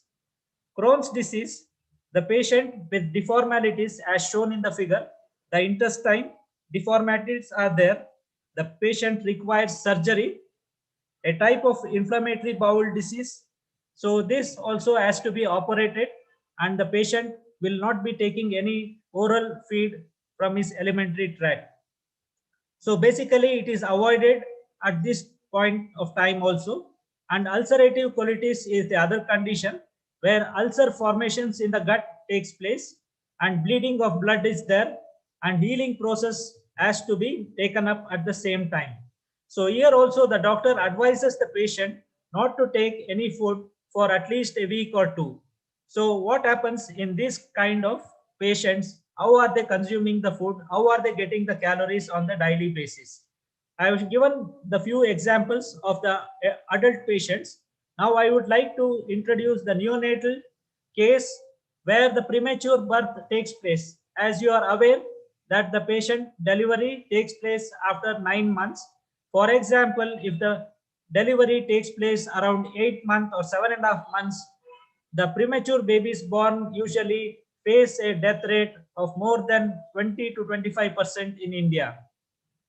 So to say that the premature babies, how can they survive without any, because they will not be in a position to eat, they will not have opened their eyes, they will not be able to take any oral food at that moment of time. So how will they survive the 1 month to and gain their strength and to become a normal being in the future? I just want to bring it to your notice. At the same time, with this, I just want to come to my topic, the total parental nutrition. This I'm abbreviating most of the time as TPN. TPN stands for Total Parental Nutrition. Is a solution that provides the patient with complete nutritional requirements coming from the fluid, calories, nitrogen source, electrolytes, minerals, vitamins, fats, and trace elements. All this put together to necessary to maintain the basal metabolism, promote tissue healing, growth, and supplement requirements for the body activity. I just want to again reiterate it. Total parenteral nutrition is to provide the patient with complete nutritional requirement through the IV means. That is intravenous means. I'm just going to give the nutrition. The TPN, total parenteral nutrition, may be administered by central or peripheral vein depending on the preference, availability, and tonicity of the solution. Catheters should be inserted using a strict aseptic technique, and parenteral nutrition started once the line is established and comfort by X-ray to be in the correct position. So I just want to again say that whatever the TPN solution which we are going to prepare in this mode, this method bypasses the digestive tract completely and places nutrients directly into the bloodstream. TPN, total parenteral nutrition, allows the bowel to be in rest and for the medicines can work on its part.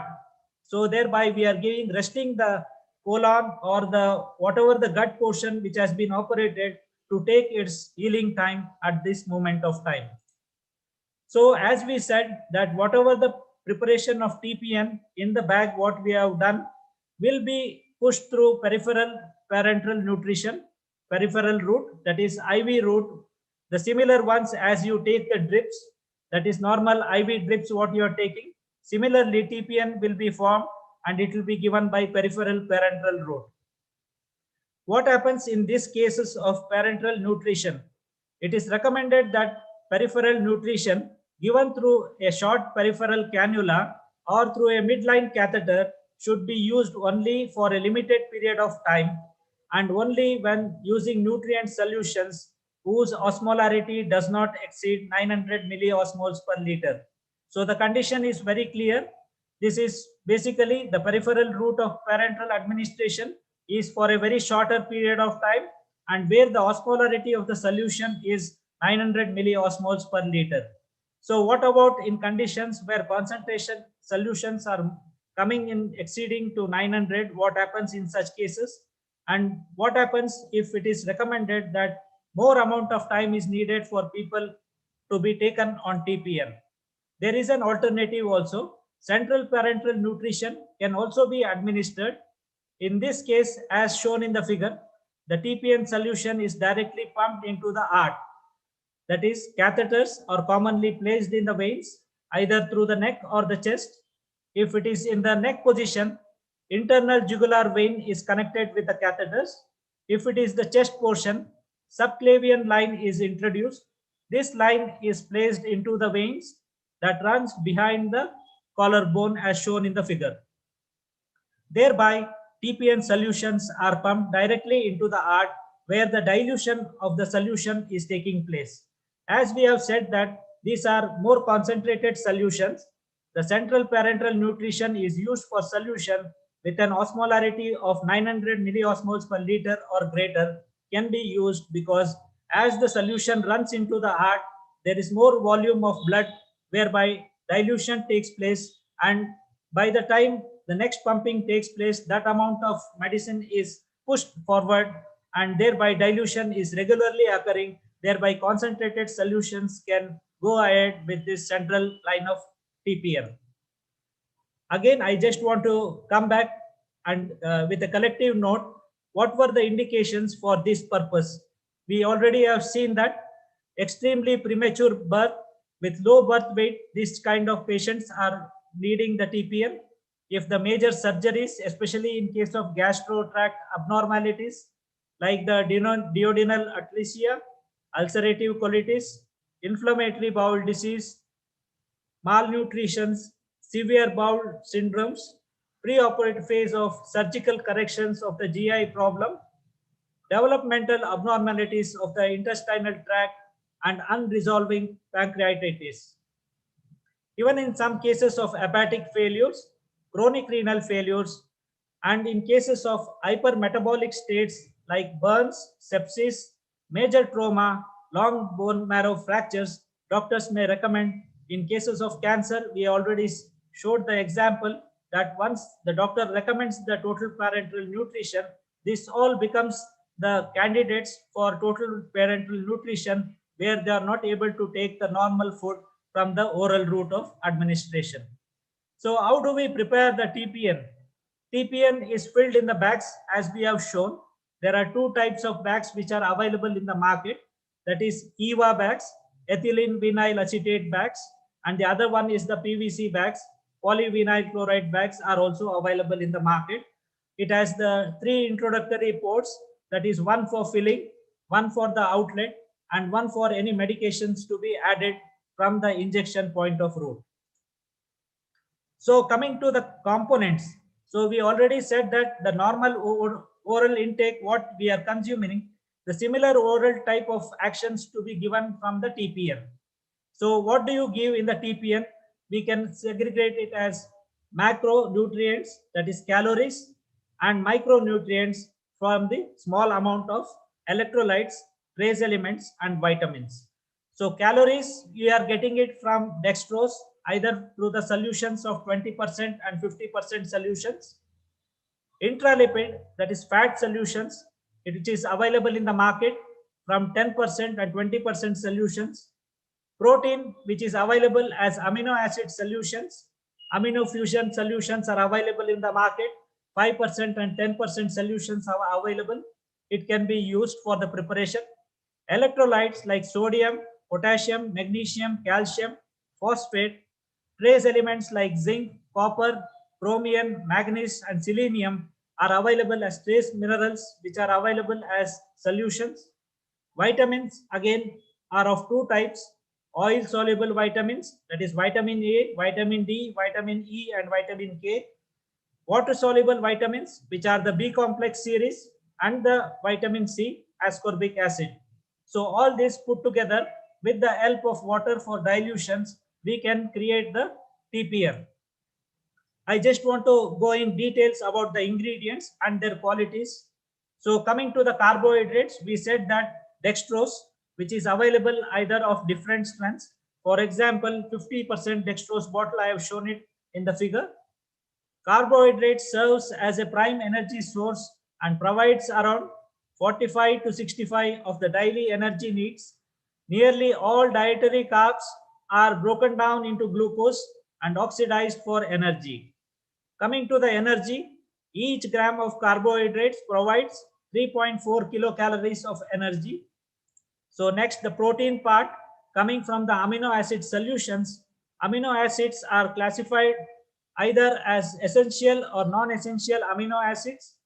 Amino solution, which is shown in the bottle, which is containing all 20 amino acids as they occur in the human body and which are necessary for body protein synthesis. So this type of solutions can be utilized for the preparations of required quantities. Coming to its energy, each gram of amino acid is equivalent to 4 kilocalories of energy. Coming to the fat, that is fat, lipid, which is important from the energy point of view. Fat emulsions are needed to prevent essential fatty acid deficiency. Fat is most calorie dense nutrient in parenteral nutrition. Approximately about 10 kilocalories per gram of energy is got from fats, providing more than the twice of calories of carbohydrates and proteins, which we earlier saw. As we said in the earlier statements, carbohydrate is giving 3.4 kilocalories, protein is giving 4 kilocalories, whereas fat gives around 9 to 10 kilocalories of energy. What are these composed of? They are composed basically of triglyceride, sterols, and phospholipids. They are also function as carriers of essential nutrients such as fat soluble vitamins. We already said in the vitamins, there are two types of vitamins: water soluble vitamins and fat soluble vitamins. So once the lipid is being used, we can utilize the oil soluble vitamins in this case as a transporting one. Lipids may be ordered daily or on certain days of a week in quantities sufficient to prevent the essential fatty acid deficiency. So just to bring up some points regarding the essential fatty acid deficiency, how do the patients are being recognized, those who are having this deficiency. The patients with this deficiency, usually there will be dry skin, coarsening of hair, impaired wound healing, hematological disorders, hematologic anemia, malabsorptions are taking place. So in this type of patients, we require the fat emulsions. Coming to the next, electrolytes. Electrolytes play a critical role in almost all the body physiological functions. Electrolytes, as we said, it is the sodium, potassium, calcium, magnesium, and chloride and phosphorus, which are added according to the need of the patient. Electrolytes are introduced or included in the formula to meet the daily requirements and to the correct any deficient in the patients. The management of electrolytes for patients can be done of the most time consuming aspects of monitoring and managing the nutritional support usually happens. It is very important to recognize the signs and symptoms of the deficiency. Just to bring to your notice again, we said about the electrolytes and what are the quantities that we will be recommending in cases of preparations in our TPN bag, that is total parenteral nutrition bag.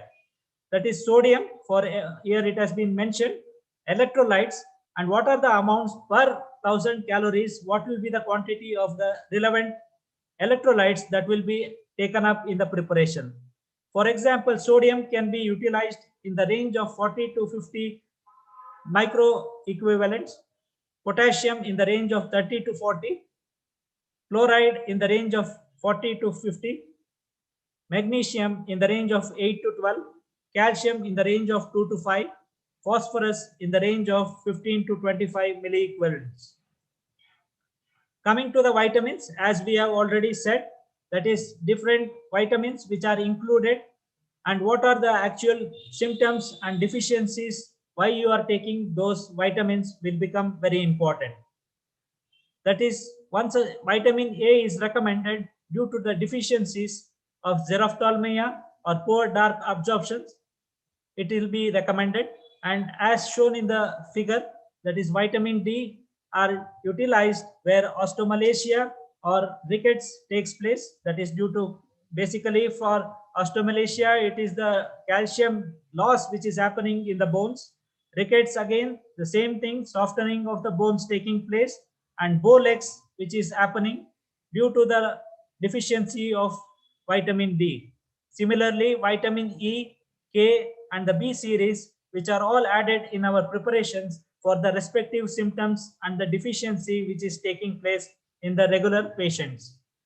So the preparation which is available in the market, Soluvit N, which is composed of a lyophilized powder containing a mixture of the vitamins which are to be included in the TPN, will be recommended once it is recommended by the doctor. Trace elements, that is the minerals, iron, zinc, manganese, copper, chromium, molybdenum, selenium, sodium fluoride, iodine, all these trace elements or minerals are available in the market in the name of petit trace, adamel, and many more components from the market is available. Oil soluble vitamins which are added to the lipid regimen is available as Vitalipid in coming in the ampule form, and basically 1 ml contains vitamin A, vitamin D, vitamin E, and vitamin K in the respective for the adults in the concentration as shown in the figure, and for the infants the quantity which has been shown in the figure respectively. So in these cases, this vitamin can be used only in the lipid solutions only. This cannot be mixed with clear solutions or water. The care has to be noted. And the quantity which will be used is 1 ml per kg. That is, the maximum will be 10 ml of it per day. Heparin flushes are also used in TPN. This medication is given by injection into the IV catheter as directed by your doctor. This medication is used to keep IV catheters open and flowing freely. Heparin helps to keep blood flowing smoothly and from clotting in the catheter, takes care that clotting doesn't happen. It is an anticoagulant. So where necessity is there only, it will be added. Otherwise, it is not recommended. Just coming to the preparation. So we all now have seen the importance of each of the ingredients, what all ingredients are there. So I just want to show one of the preparations, how it will be done by gravity compounding or by manual route of preparation. That is, as we said, that so many solutions are available in the market. Dextrose is available, amino acid solutions are available, and electrolytes are available. So basically, how do they mix it and how do they prepare the TPN bag? I just want to show it manually. Gravity method I have just shown, that is, bottles are hung upside down, and due to the gravity, the liquid starts flowing into the bag.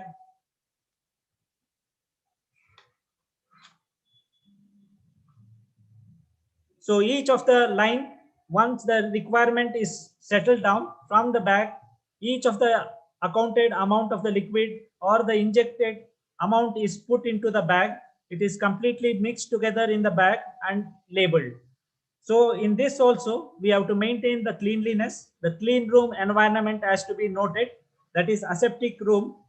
The preparation of the room content also becomes very necessary. That is, it should be fitted with a laminar flow unit where pure air is being blown, and UV lights are to be accommodated where UV light sterilization process takes place. And also this filter air which is coming removes the particles lesser than 0.3 micrometers. The air filters from the laminar airflow is claimed to be 99.97 free from microbial contaminations. And as you are seeing even in the picture, that is, the PPE kit will be utilized and it will be owned by the practitioner who is going to fill the TPN bag. The PPE dress is used in sterile environment. Disinfectants, sanitizers used before handling of any medications, and 70% alcohol solution is used to wipe the tables and disposable packs before the usages are taken care of.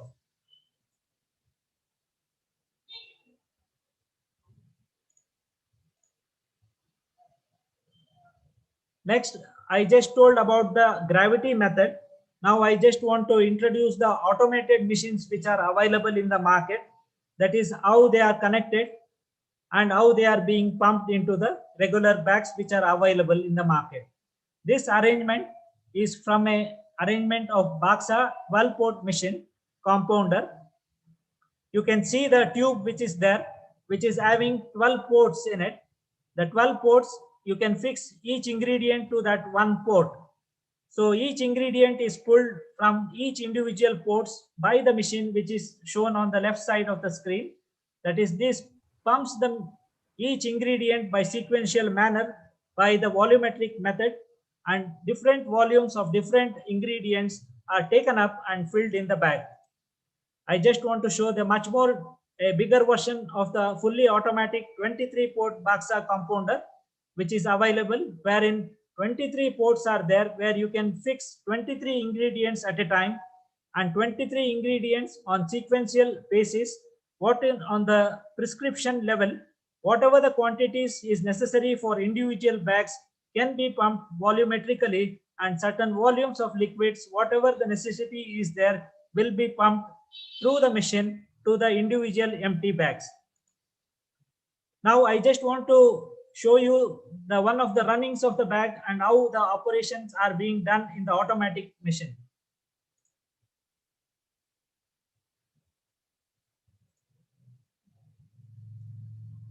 This is a complete automated machine wherein in the laminar flow, that is, as we have said, the aseptic room condition, air is being blown and the microbial standards are being maintained. The labeling of the TPN bag is taking place. The filling is done from automatically, and the weights are immediately taken once the filling has been taken up. You can also see the arrangements, how it was there, and how the automatic machines are being done by individual person can handle the complete set of the TPN preparation at one time. Just for example, everybody will have the curiosity That is, we have said that we are going to prepare using so many ingredients. So I just want to say that how in the pharmacy or a pharmacist will be able to prepare this type of bags once the quantities are known to him or a prescription is given by a doctor to prepare such a solution. I just want to say the question, prepare a TPN, the total parenteral nutrition, for Mr. X undergoing gut surgery who has lost 14 kgs in the past few weeks due to his disease. Mr. X weighs 71 kgs currently. He requires around 2000 kilocalories of energy along with electrolytes, fats, vitamins and trace elements with a total fluid volume of 1900 ml. So I just want to show you, as we have already explained, we have seen the actual preparation taking place. Now I'm just showing you the quantities and what different solutions are being utilized with one or two examples in the table. If you see the table in the first, we have said that dextrose, we are going to use quantities 300 grams, the calories 1200 and the volume 600 ml, which is coming from 50% solution. So if you just can catch up with the earlier statement, we had already said that 1 gram of dextrose gives 3.4 kilocalories of energy. So if you can multiply the 300 grams into 3.4 kilocalories, you get 1020 kilocalories of energy. At the same time, on the right hand side, we are showing that it is being utilized from 50% solution. So whatever the solution you are going to prepare the TPN, we are going to utilize the 50% dextrose solution. So it means that 50 grams is in 100 ml. So your requirement is 300 grams. So 300 grams, if you are calculating, multiplying, you will be getting 600 ml of it. So similarly, you are going to calculate for each individual ingredients, what are the quantities required. If you are doing it manually, you will have to calculate all the quantities in the ml condition because you want to pump it or you want to take it in the milliliters to make it into a bag consideration. So it will be a lengthy one for the calculations and the filling to take place in the manual. Whereas automatically when you are doing it, all these calculations will not be necessary. It will be done by the computer itself because it is already fed with the volumetric process. Just to say, for the neonatal TPN regimens. So for example, we are in a hospital, for example, we have a standard regimens which are already being prepared so that the doctor can just give a number so that we can accommodate the number of calories and the electrolytes which are already pre-standard to whatever the requirements are necessary on a daily basis. For example, as shown in the figure, we can see that on the top 13 regimen, in that column, we can get the total energy, dextrose 9 grams, nitrogen 0.15 grams, potassium 1.5, phosphate 0.5, calcium 0.5, magnesium 0.2. So this is the standard regimen where for a neonatal, very small baby, the contents are given in grams per kg or millimoles per kg, which can be prepared according to the doctor's need for whatever the amount or kgs of the baby it is. So how does our TPN order form looks like once it is empty? So the patient name is given, from which ward it is coming, the date of birth of the baby is given, and the patient weight is necessary. The preparation date and the regimen will be given, and the quantities, if it is very particular, then the doctor writes the quantities of the particular ingredient, and it can be prepared by just mentioning the regimen number. We can just go on with the quantities according to the pre-filled regimens itself. So in our routine steps, I just want to say that what all happens, we have just seen, and I just want to tabulate it and say that once the prescription is coming, what are the steps that are being handled in the IV lab or the TPN lab, total parenteral nutrition.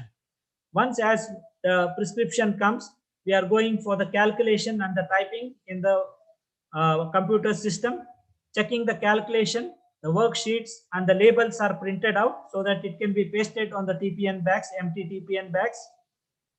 Arrangement of additives, as we said that different additives or the solutions which are required has to be taken up for filling.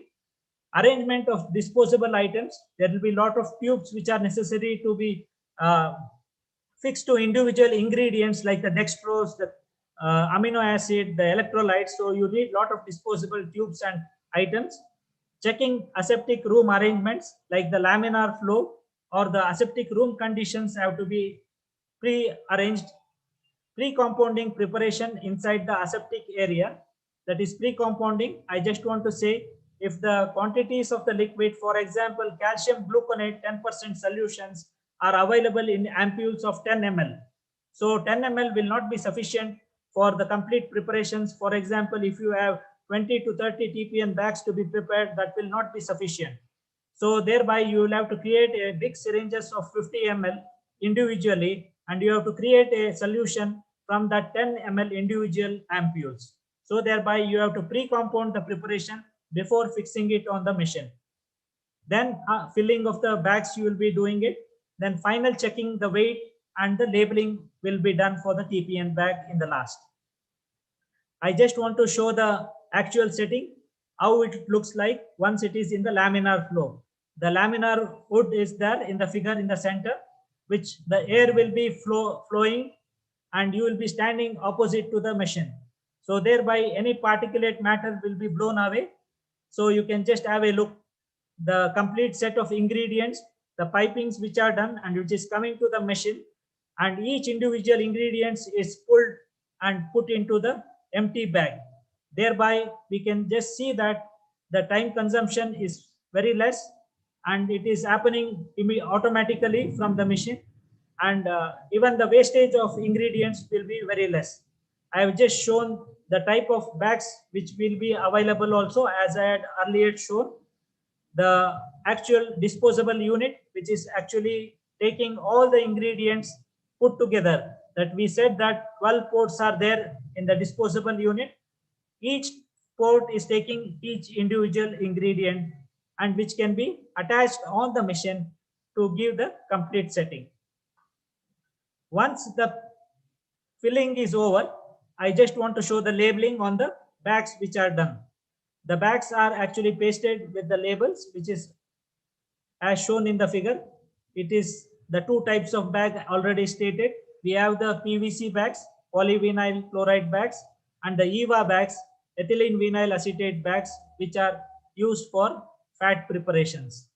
And also we have to take precaution that whatever the preparation is done, it is passing through the filters, so that air embolism or any particulate matter doesn't enter the bloodstream. Because the basic entity of whatever we have told in the TPN, that is, we have said that the total parenteral nutrition is a component of calories, the electrolytes, the minerals, and the micronutrients in a composition in such a way that it gives the calories per day of composition which are fed into the bloodstream. So lot of precautions has to be taken, and we can just say also, once you are putting a clear solution through the blood, we have to use a filter. 1.2 micron filter is used for lipid contents because lipid molecules are bigger. 1.2 microns are used, whereas 0.2 micron filters are used for clear solutions which are watery in nature. So once we are able to prepare it, it is okay. Not all countries or not all states are having the utility to make the TPN solutions. Not in our country, especially not everywhere it is available. Total parenteral nutrition is new to our states, whereas in the Western world, it is already being used in a very large manner. So I just want to show you one of the ready to use parenteral nutrition solutions which are already available in the market. Parenteral nutritions are also available in dual compartments and triple compartment bags, which provide electrolyte free formula, that they don't contain any electrolyte. They'll be containing only amino acid in one chamber and the glucose or the lipid in separate chambers, which will not be mixed. Because if mixing is done, it cannot be stored for a very long period of time. It has to be used within the 24 hours. So you can just see that dual compartment, two chambers. One chamber is containing amino acid, the other chamber is containing dextrose in the dual bag. Whereas in the triple chamber bags, you can just see one chamber is containing dextrose, the other with amino acid, and the other with a lipid or the fat emulsion with the milky structure. So once this is there, we can just see that also at the same time, this can be made up into a individual preparation at the time of use. We can mix all these three together in the bag itself and be administered once you want to utilize it. So how you are doing it also, I just want to show it to you.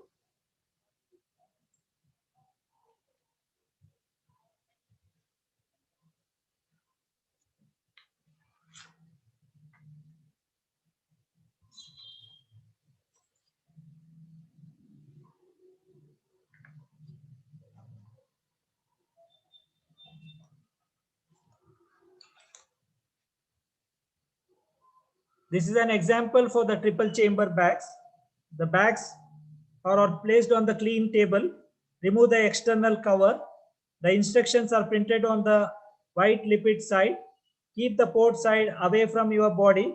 Roll the bag with your hands towards the ports, pushing the liquid towards the port. Both the vertical seal breaks and the liquid starts mixing up.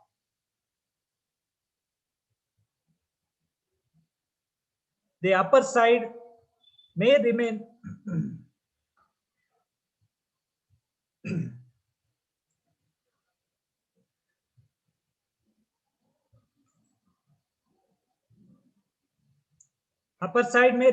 unbroken. Mix the contents of the bag thoroughly.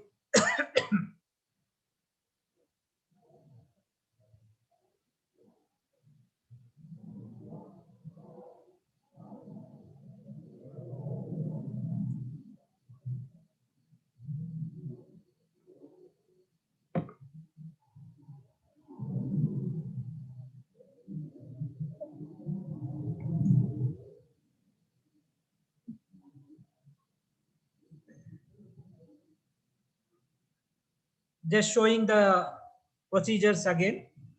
After the cover is being removed,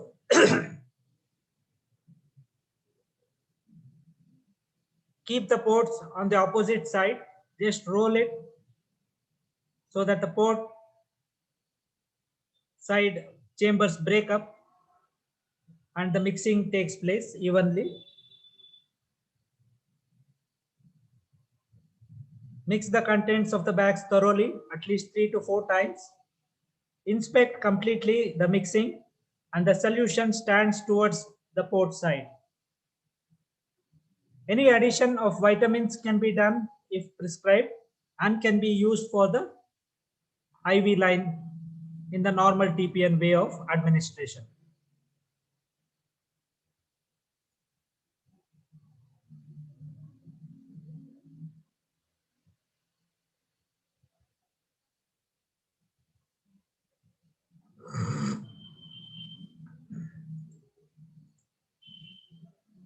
So coming to the other guidelines which have to be followed in the hospital or the caregivers who are actually utilizing the TPN, that is the hospital guidelines and the responsibility of the person during the TPN therapy, because it is a clean preparation or the aseptic preparation which are being done.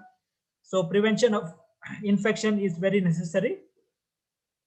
Aseptic techniques must be followed. Frequency and methodology of dressing has to be done.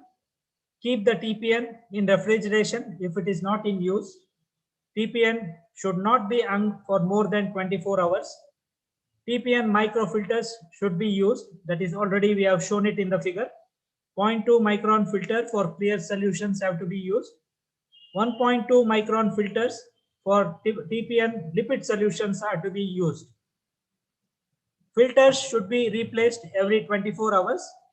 Do not add medication to TPN bags. Do not draw blood from IV line for lab analysis. This is very particularly which has to be taken care of. That is, for example, the line is given to the blood through the catheter.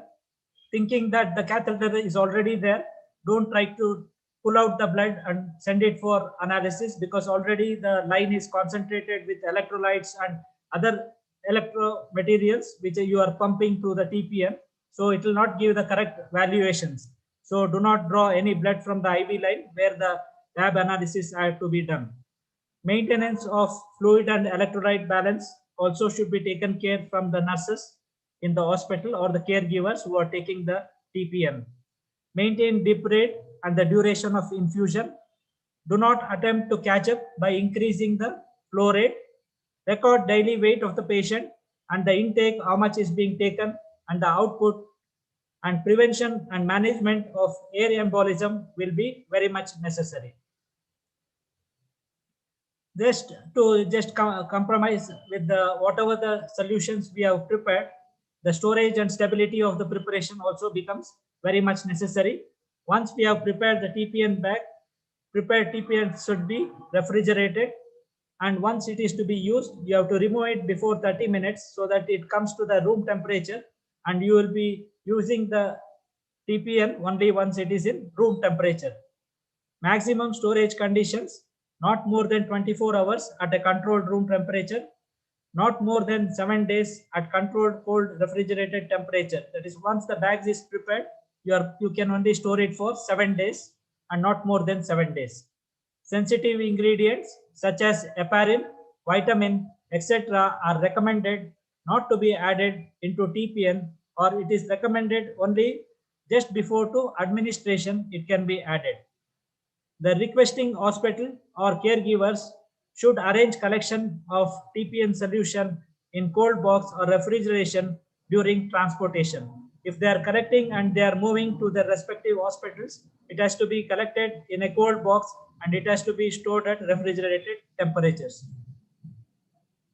Just to come to the conclusion, we have seen the preparation. We have seen that whatever has been done in our laboratories or in the pharmacy, the TPN solution should be designed to provide patients with an adequate mix of calories, proteins, vitamins, electrolytes, trace elements, using dextrose, amino acid, lipids, appropriate additives prior to solution preparation. TPN orders should be carefully reviewed to ensure that a balanced formulation will be provided to the patient and will meet the patient's nutritional and energy needs on a daily basis. For many patients, parenteral nutrition is a life-saving intervention, providing energy for growth and tissue repair. When the gastrointestinal tract cannot be used, this TPN will be a major useful. This is especially true for preterm or low birth weight neonates, who represent the highest percentage of pediatric population requiring parenteral nutrition. So it is a life-saving preparation which we are doing. Familiarity with the nutritional requirement, complications, and methods of monitoring parenteral nutrition in the pediatric patient will help to minimize the risk of this complete pediatric and neonatal population, thereby saving a lot of neonatal deaths which will be taking place. In the last, I just want to say that at the same time, the clinical values of parenteral nutrition has been proven in adults and infants with a wide variety of conditions. Parenteral nutrition, which is run through the bloodstream, is clearly growing rapidly, and further advances can certainly be expected. So you can just see the advantages, how it is life-saving and how it has been understood, and it has to be brought about in our states at the same time, which can be a life-saving one at the same time. With this, I just want to conclude. Thank you for giving this opportunity.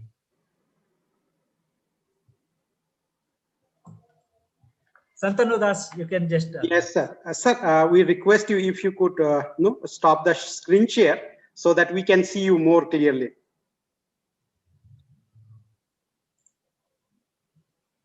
Yes, sir. So in fact, we know that how important is the parenteral nutrition, as sir has told, and that's how, because that is the lifeline to a people whose colon gets cut or during the intervention refused, and sir has explained so beautifully. So before I speak something, I'd like to request the participants, if you have any queries, please put in the chat box so that we can ask sir.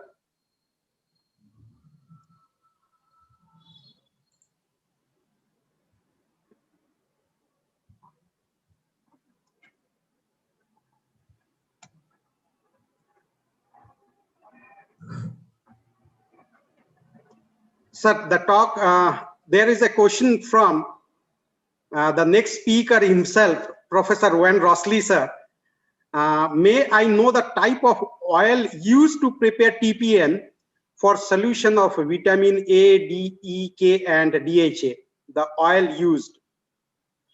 Usually they are going for the soybean oil, fractionated soybean oil, and egg lecithin and glycerol combinations. They are utilizing in the combination, which will be utilized in the lipid also at the same time. It's coming as a fat emulsion. Basically, soybean oil is being utilized. Thank you, sir, for the answer, and hope our guest has got, yes, he himself is thanking you. Baswaraj Gudi has told, thank you, very informative session, sir. So there are other compliments from Ganeshji, thank you. So I'd like to just put whatever sir has told. Yeah, Rajesh Kartiji, very nice session. So in fact, we should most understand when somebody goes to clinic, Wani Tariq ji from Kashmir, it was a wonderful session highlighting on the parental TPN and total parental nutrition, what we call. And as sir has told that developed in 1960 and later on keep getting modified. And in 2019, the UK experienced a severe shortage of TPN bags due to safety restrictions at the sole manufacturing site. So I think our respected sir has clearly showed how either in safety conditions has to be maintained, because this is the one which goes into the body and saves a life. So in fact, we are very ignorant about the TPN. Usually what we do, any people who takes either their relatives or friends, anyone to hospital, and they have been given intravenously the fluids, they don't know what is the product, how they have been prepared. Just, okay, doctor has prescribed, we take. And really we are blessed and enlightened by such a wonderful presentation, wonderful talk from you, sir. And it will be a wonderful session further. As I could see from Shyam Korde, informative session for as well as our students, sir. Thank you. Sir, Wani Tariq told, can a person who is having back pain, what is the treatment, back pain? And if they are operated, can they use this? No, this consideration comes if they are not taking any food orally. Only in such cases only we are taking the total parental nutrition, where the doctor has advised not to take any oral feed. If they are consuming food, it doesn't come any total parental nutrition will not be in recommendation at all. Yes, sir. So may I request Dr. Lakshmi Shahji, advisor, to kindly thank our esteemed, respected sir, Dr. Sri Uday W.D. Ashok sir, for his wonderful presentation. Sri Lakshmi Shahji.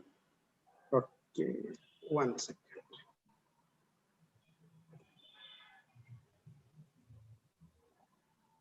Yes, sir. Now you can, I think, yes. Yes, yes, sir. So it's a wonderful new dimension of understanding being open today.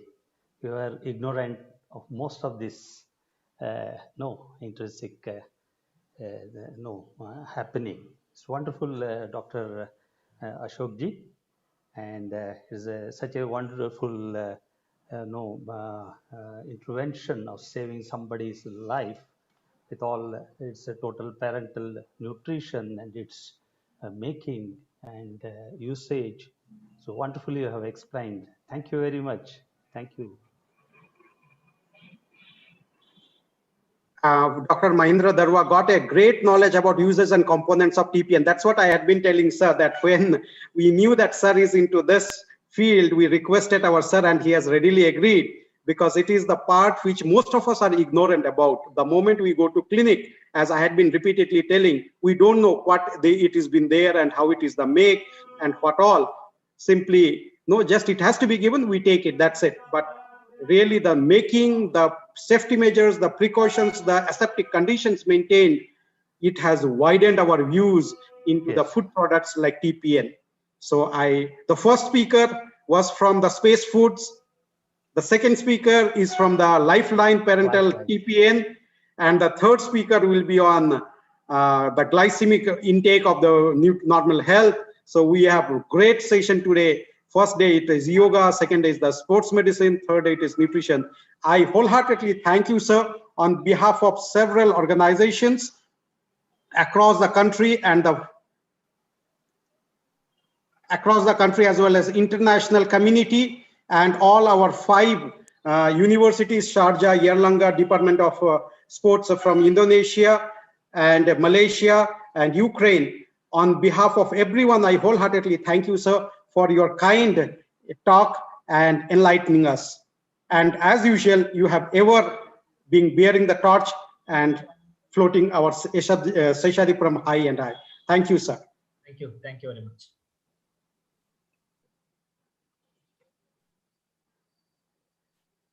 Now I request our next speaker of the day, Dr. Van Rossley ji.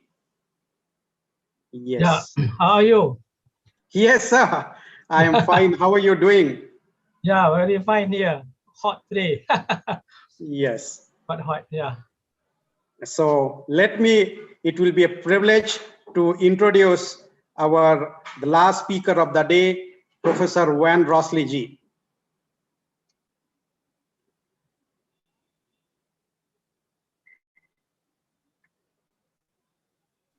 Just a second, sir.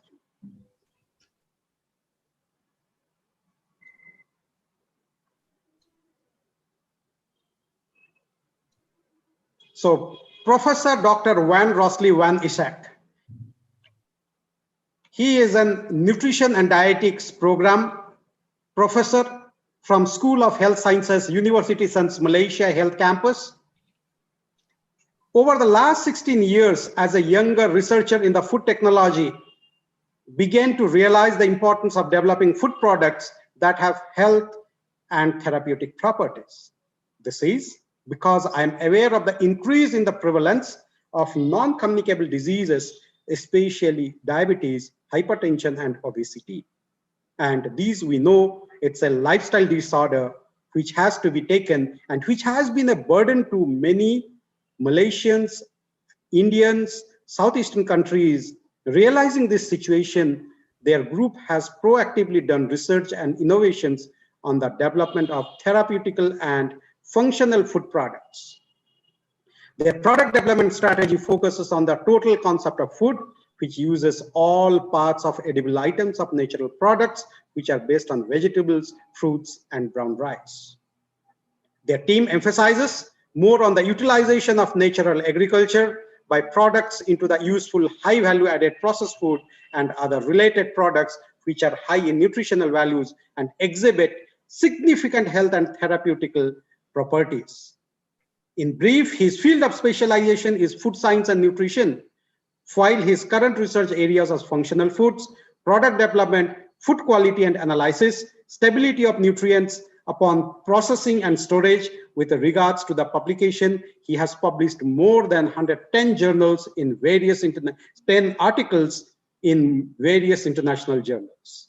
We believe the way the type of food we eat will reflect ourselves and our personality. We are what we eat.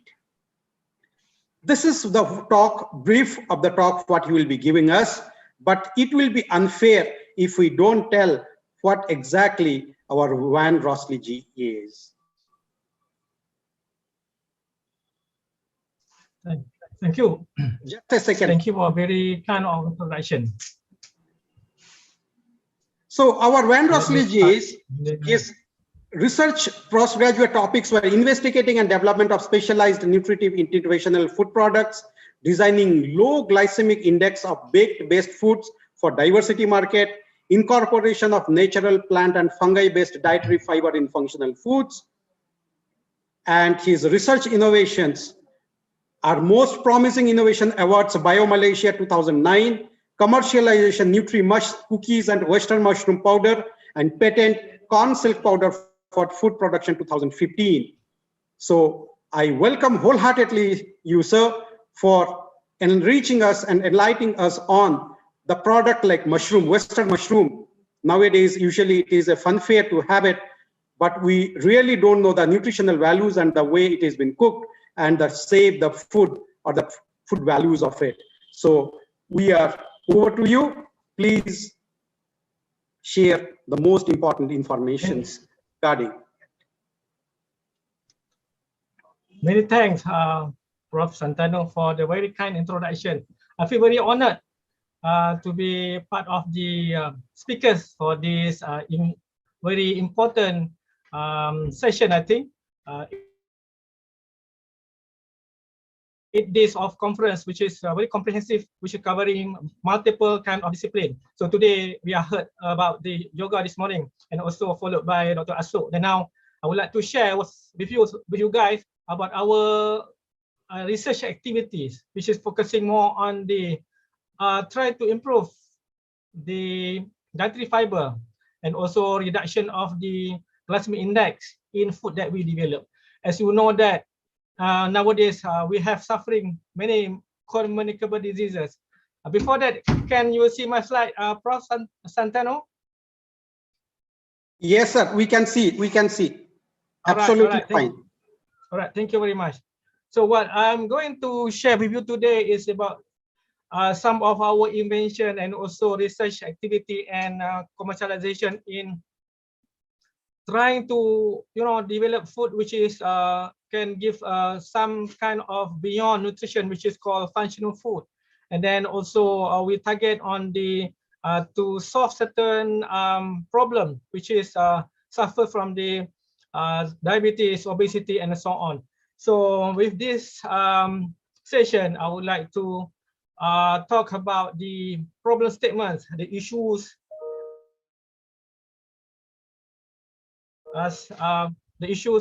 and also the functional role of the dietary fiber a little bit, and also our experience in development of the food, functional food from oyster mushroom, from the young corn, and also the development of sweetening agent from nira, and also the effort of trying to apply the overripe banana and overripe residue from banana to be one of the ingredients for the production of product which is low in glycemic index and high in dietary fiber.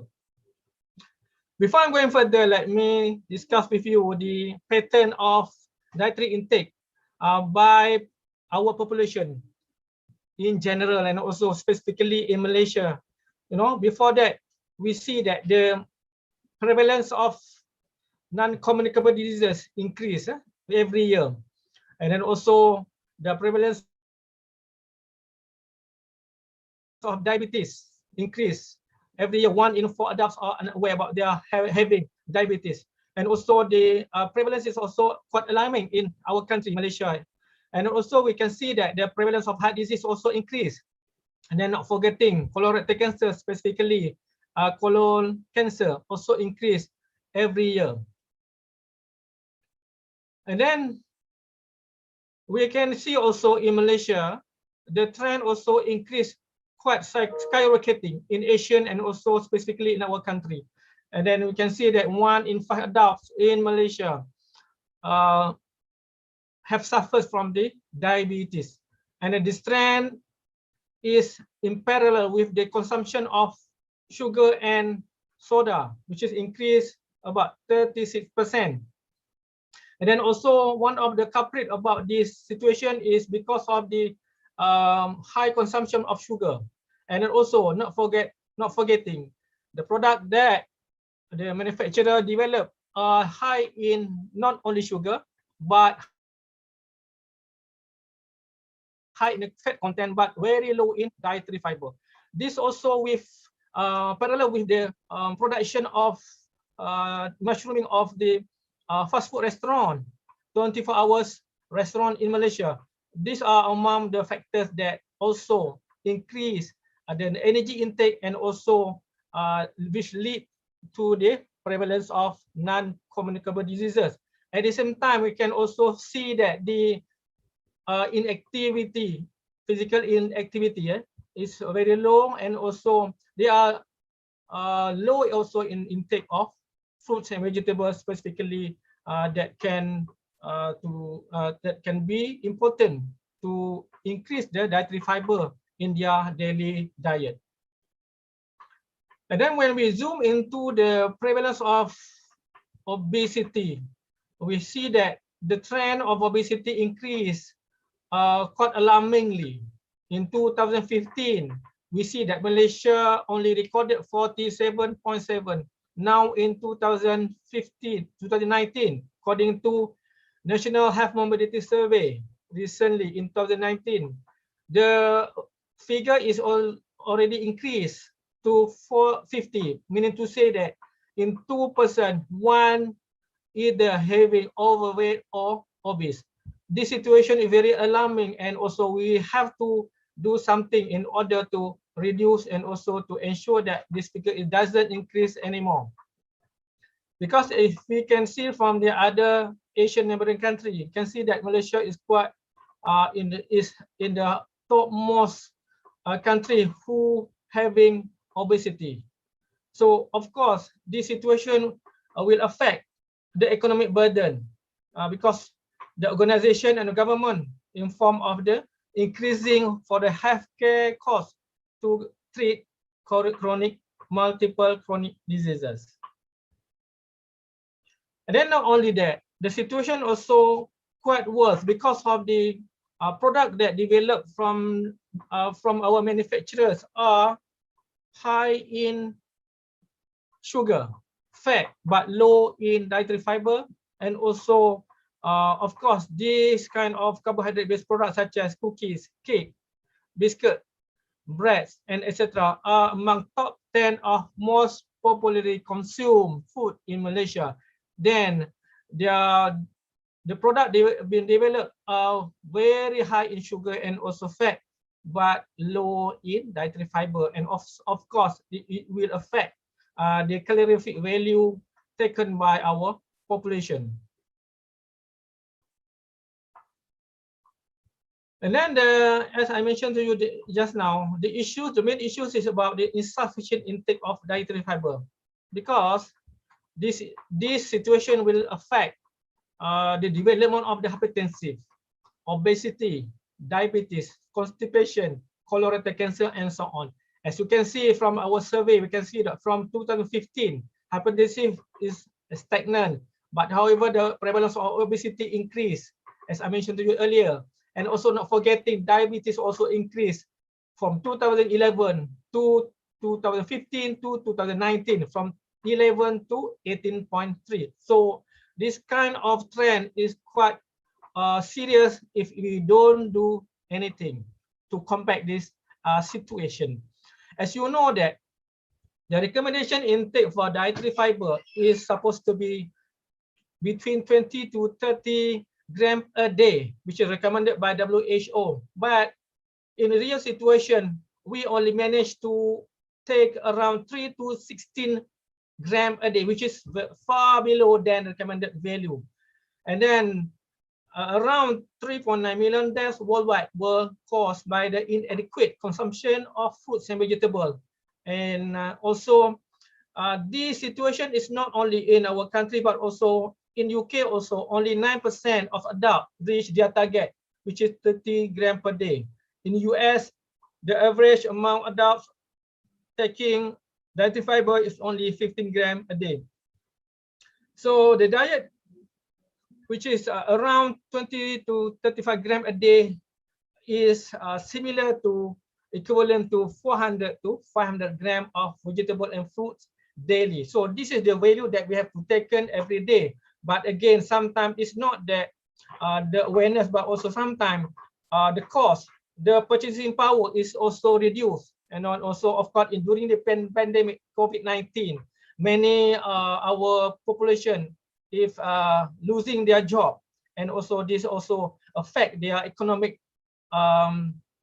economic and also purchasing power is also reduced, and they're unable to take sufficient amount of dietary fiber, specifically from fruits and vegetables, which is this will also can trigger and lead to the prevalence of other non-communicable diseases such as diabetes, cancer, obesity, cardiovascular disease, and so on. In Malaysia, only 6% comply with the Malaysian dietary intake, which is we have to take around 20 to 30 grams a day from the dietary fiber level. And then as you know that in I'm also understand that in India also you have a surplus of whole grain that can be utilized, pulse, vegetable, and also fruits, and that can be utilized. You know? And also I read there are many publications from India as well to promote the, and also in Pakistan to promote the utilization of barley, sorghum, and so on, fenugreek, and so on. So those are the some of the natural dietary fiber that can be utilized to increase dietary fiber level in our daily diet. And then based on this situation, we know that the increment of dietary fiber need to be included in the product that we want to develop. So based on this understanding, we also already know that the dietary fiber functionality, which is contains soluble and insoluble dietary fiber. For soluble dietary fiber, important to give the functionality of gel performing properties, to increase viscosity of food, and also prolonging carbohydrate digestion and also absorption, and thus lowering postprandial glucose level. Then the eating of dietary fiber-rich food reduces the incidences of the various types of non-communicable diseases.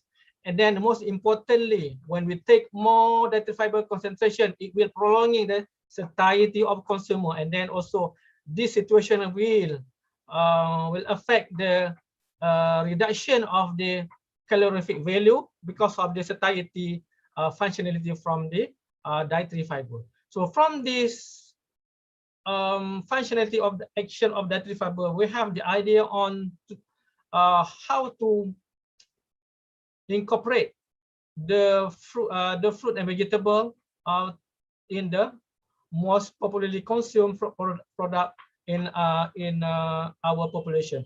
So for this session, I would like to share with you some of our experience in development of the functional food, from oyster mushroom, young corn, the production of sweetening agent from nira, and also the product developed from overripe banana.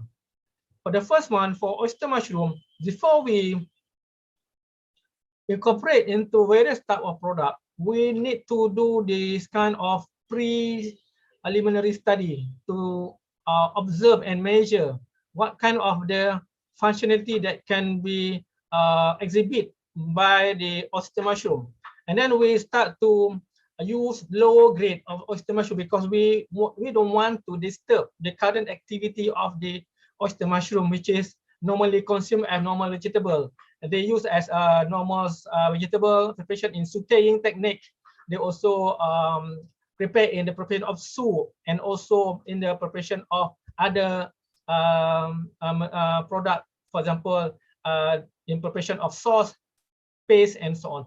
But when we want to ensure that the mushroom doesn't be wastage, we have the idea on utilizing of the low grade, which is the unequal in size, which is, and also the fragment of the oyster mushroom during harvesting.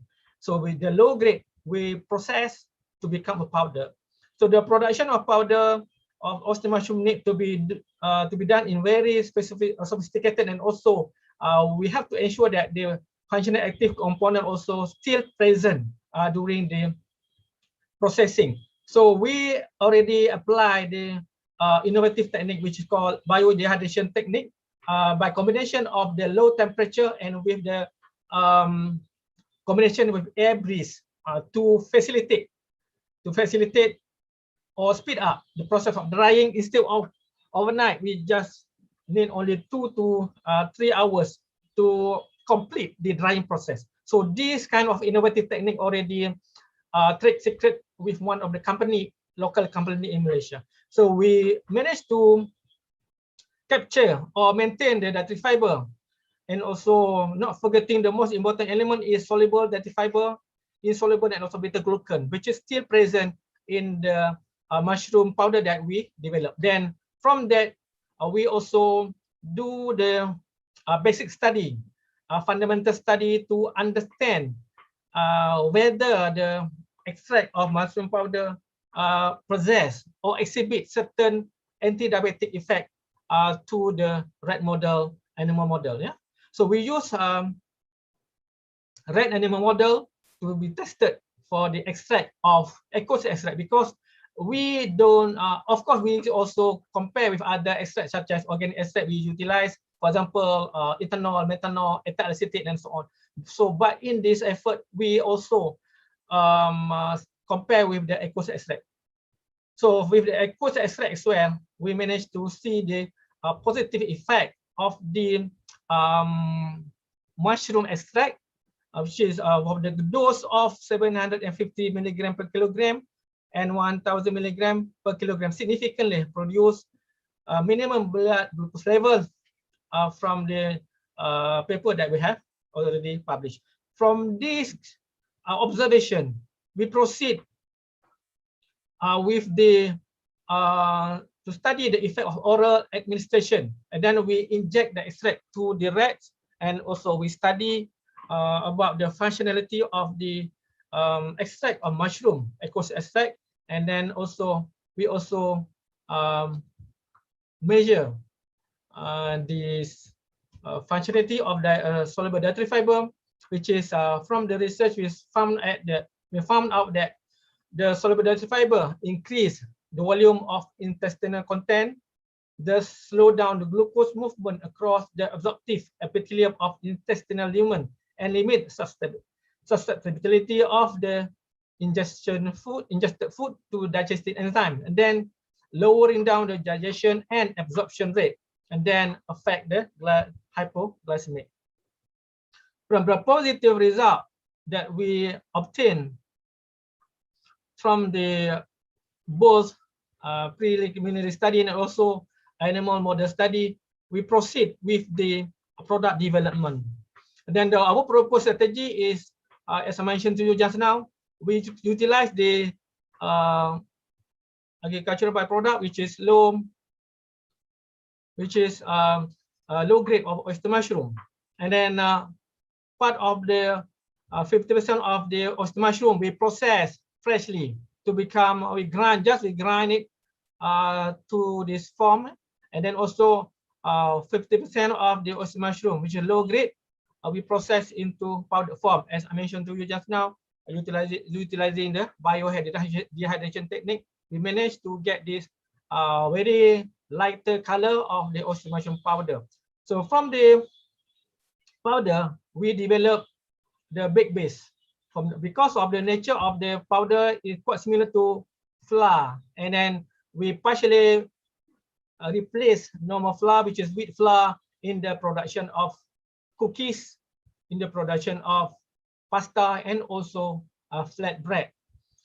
And then also for the fresh oyster mushroom that we grind using normal grinding machine, and then we managed to proceed with the production of burger and sausages, because as you know that we cannot reduce 100% of the meat, so we only reduce partially. From our research, we reduce 25% and also 50%.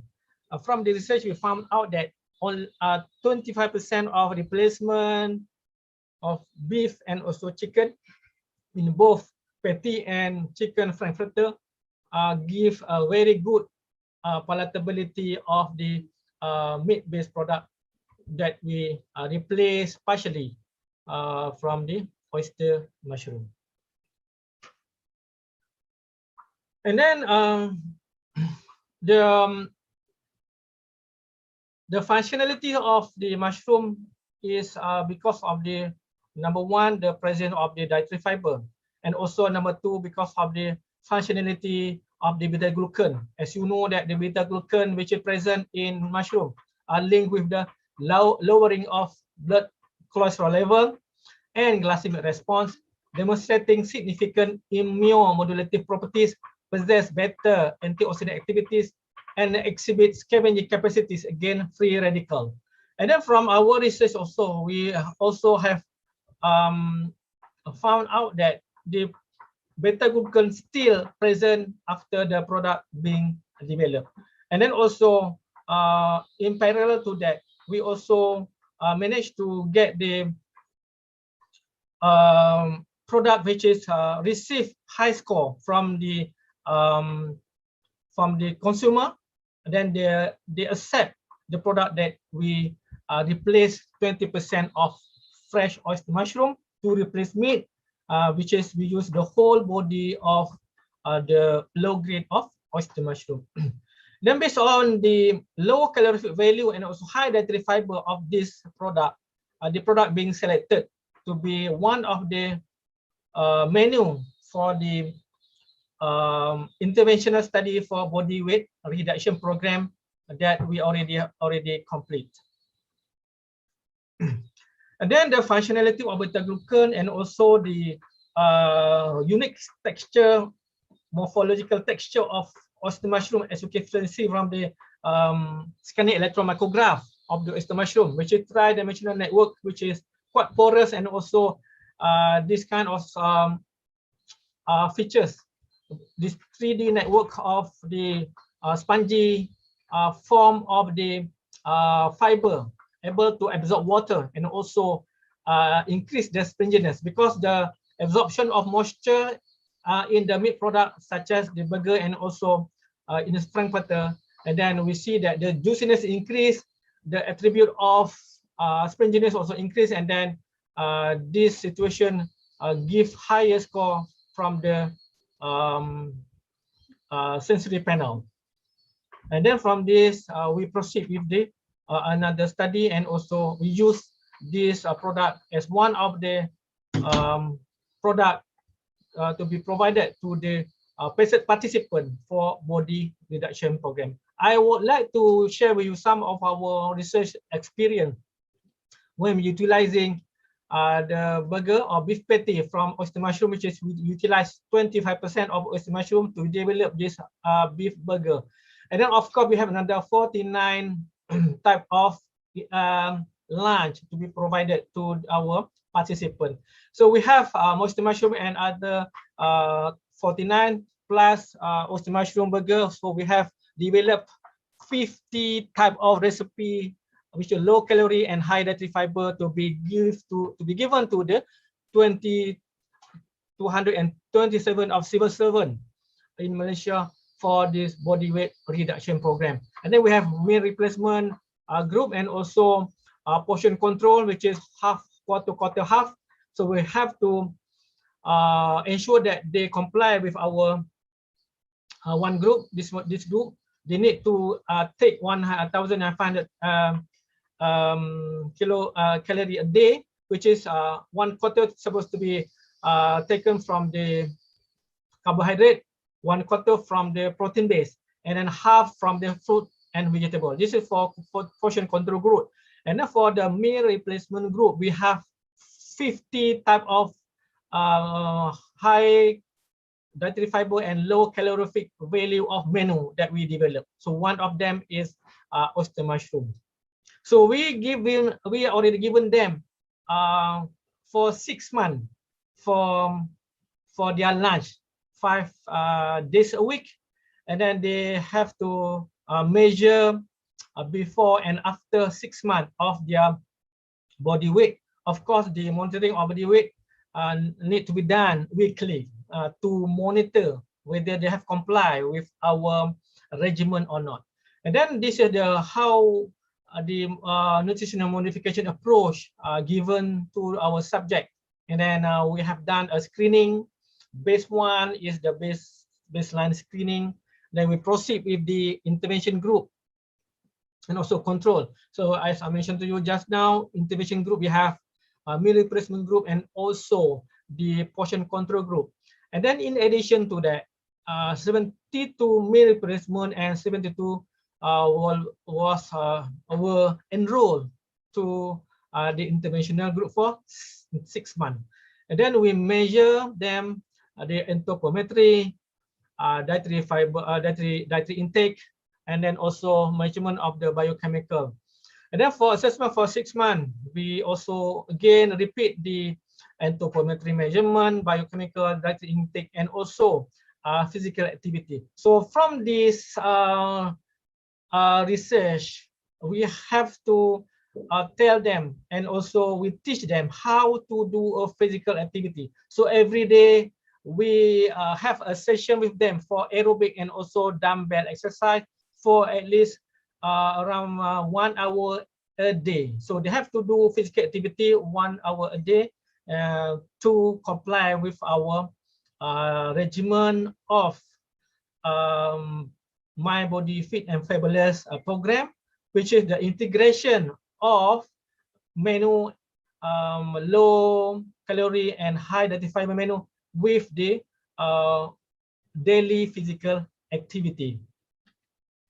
Then what we did was we teach them how to do aerobic, and also not forgetting we give them, we teach them how to do this kind of dumbbell exercise every day. This dumbbell exercise taking time around 10 to 50 minutes to complete this movement.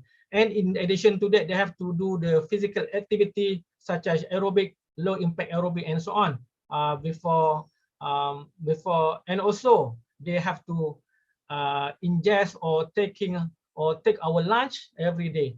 And then we give them the consultation to ensure that they are follow our guideline to take not overtaking the calorie in their daily diet. And also we give them also pedometer to record their physical activity. These are the summary of what we have practice to this program, body weight reduction program among civil servant in Kelantan state of Malaysia. And then to cut the story short, I just give you the result from our interventional study of the My Body Fit and Fabulous program, which is MyBFF in acronym. Both meal replacement and portion control option were effective in reducing percentage of body fat. And then around 70 to 80% of obese workers, which is 7 to 8 out of 10 obese workers successfully lose their weight after 6 months of intervention study. And then also 1 in 5 lose at least 5%. Minimum 5% is achieved from their initial weight. Again, individually, they have quite diverse in terms of the variation for weight reduction. For most motivated civil servant, they are lose more than 10%, close to 20. Some of them reach 15. Then majority are around 10% of reduction.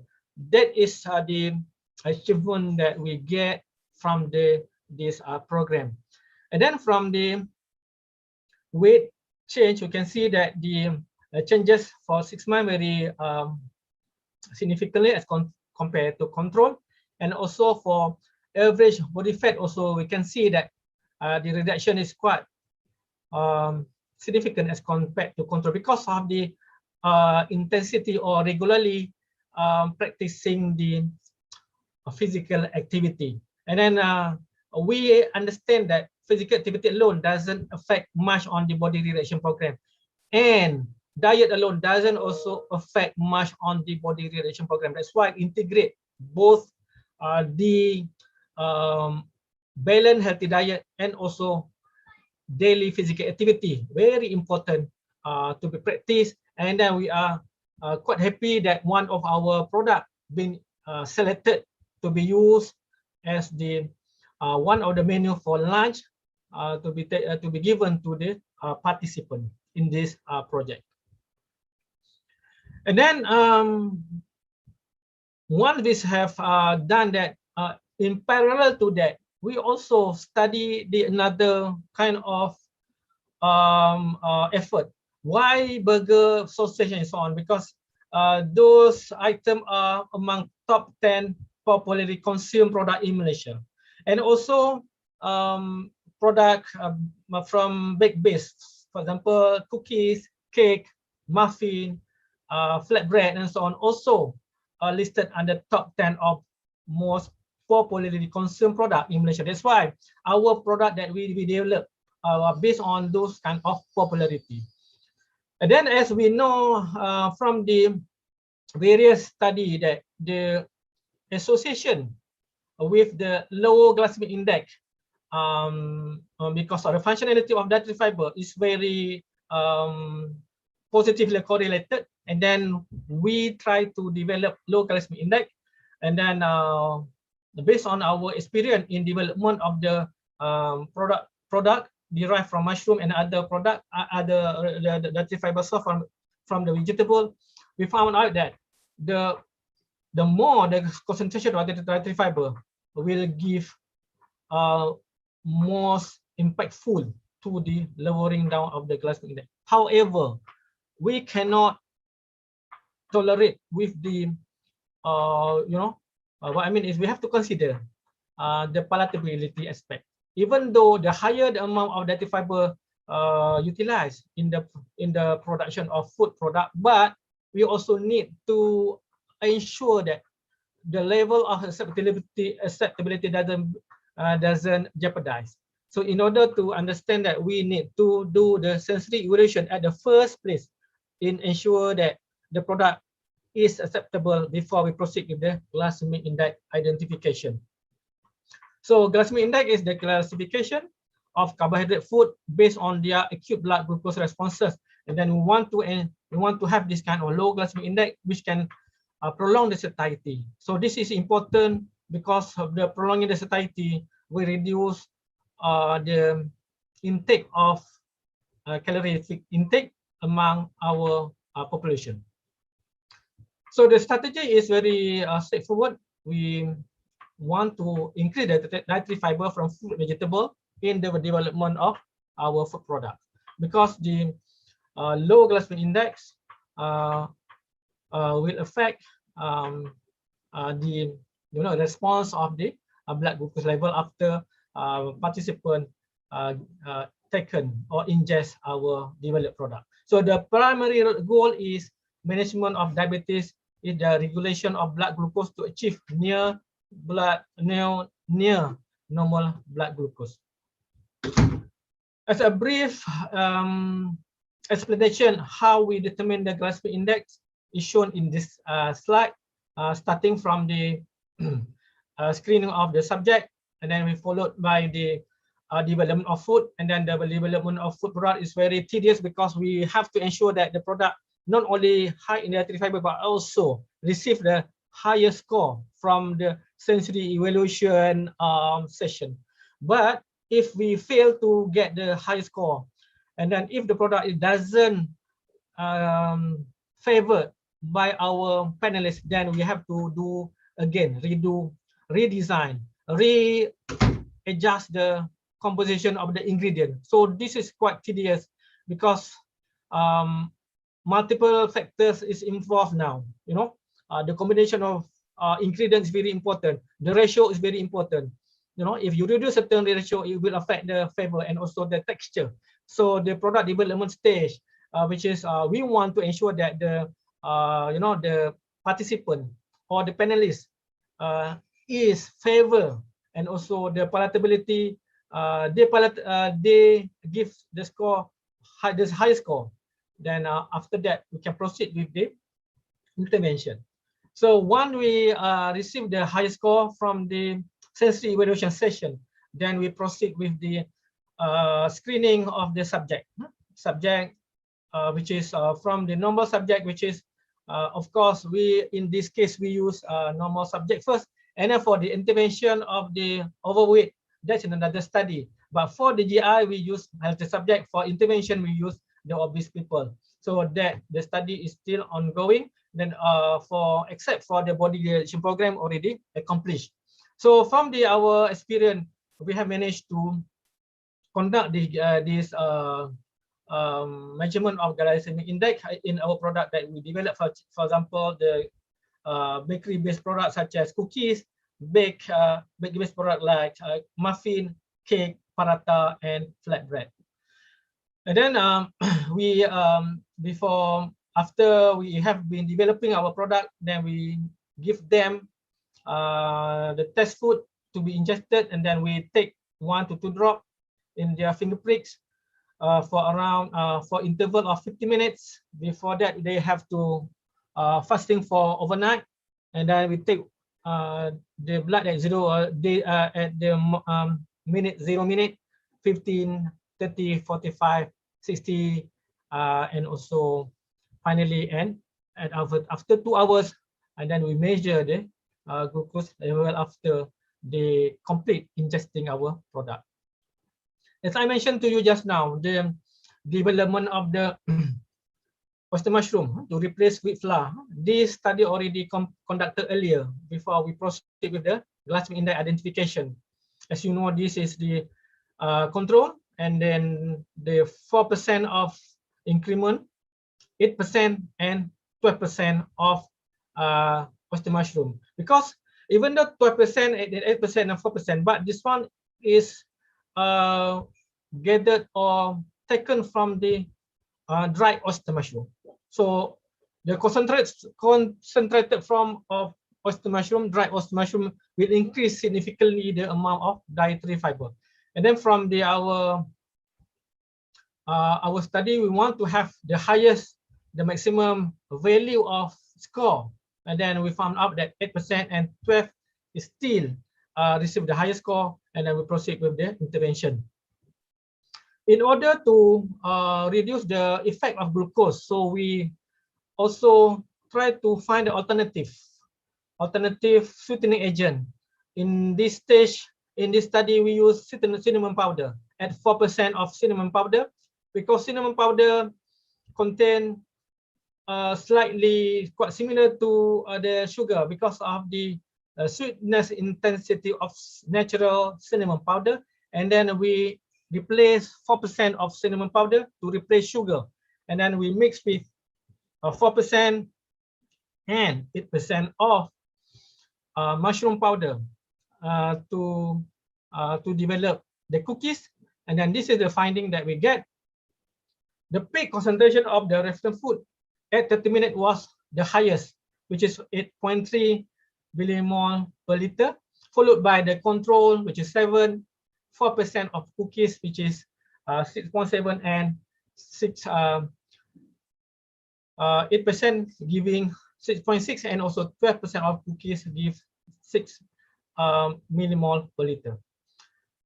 The blood glucose level of 4 test food at 30 minutes were documented significantly lower compared to the reference food. You can see from this slide, at 30 minutes, the higher the value of the addition of dietary fiber from mushroom, the lower the value of BGL here. So this is important to tell us about the functionality of the oyster mushroom dietary fiber, that slowing down the detection of the glucose after the participant or the healthy subject taken or ingest our product. And then blood glucose level was measured from 10 ml of blood of their finger prick, and then of 14 healthy subjects, which is less than 25, who consume about 50% of valuable carbohydrate. So when we study about the mechanism, so we want to know what is happening with these, with these high dietary fiber cookies.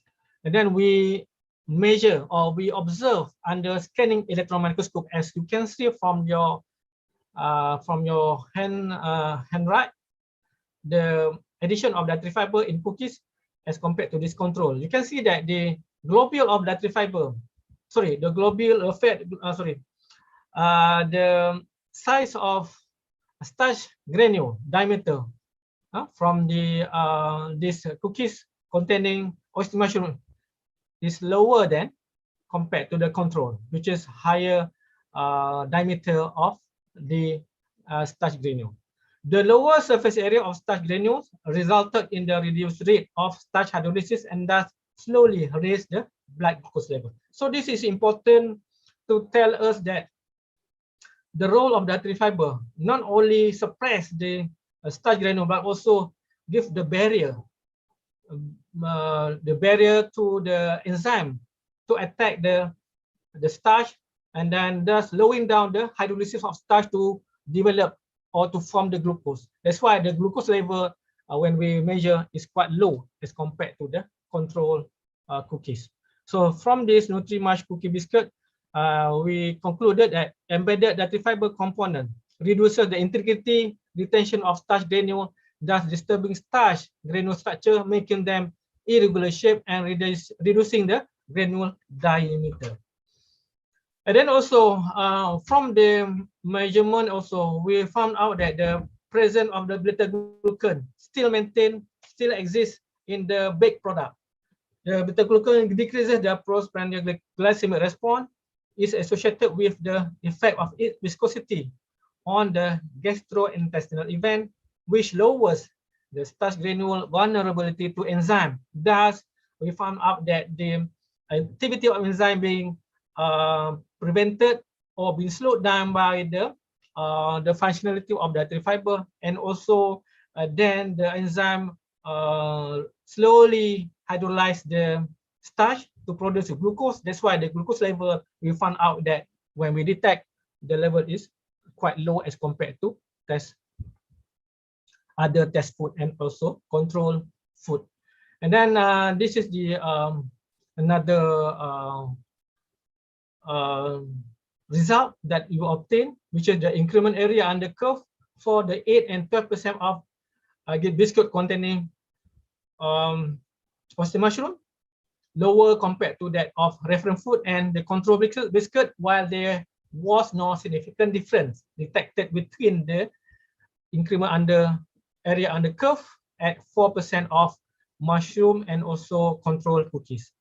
Then from this observation, we quite confident that the powder that we develop, which we trademark as Nutri-Mush flour, then we proceed with another product development.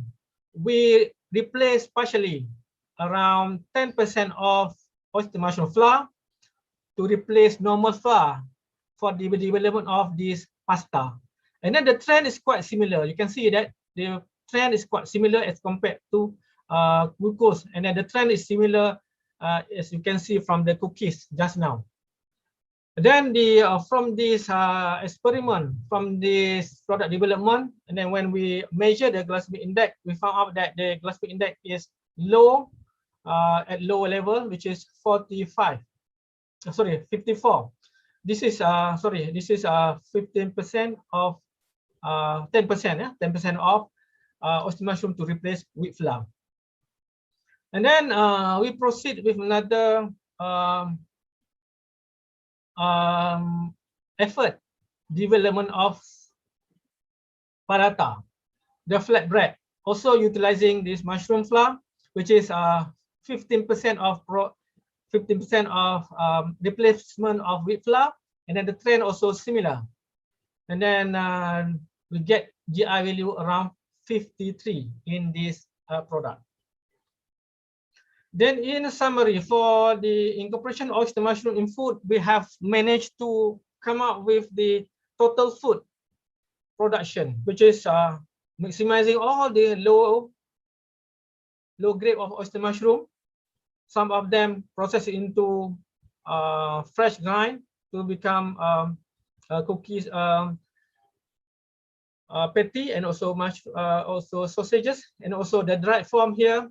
We managed to develop low glycemic index of low glycemic index cookies, which is 4% of cinnamon, and also 12% of dry oyster mushroom, and then also the paratha bread, and also not forgetting the pasta. So all these product that we developed was come from the functionality of dietary fiber from the mushroom. And then I also tell you just now about the beef patty was successfully utilized in the interventional for the program of body weight and reduction program among government servants in Malaysia.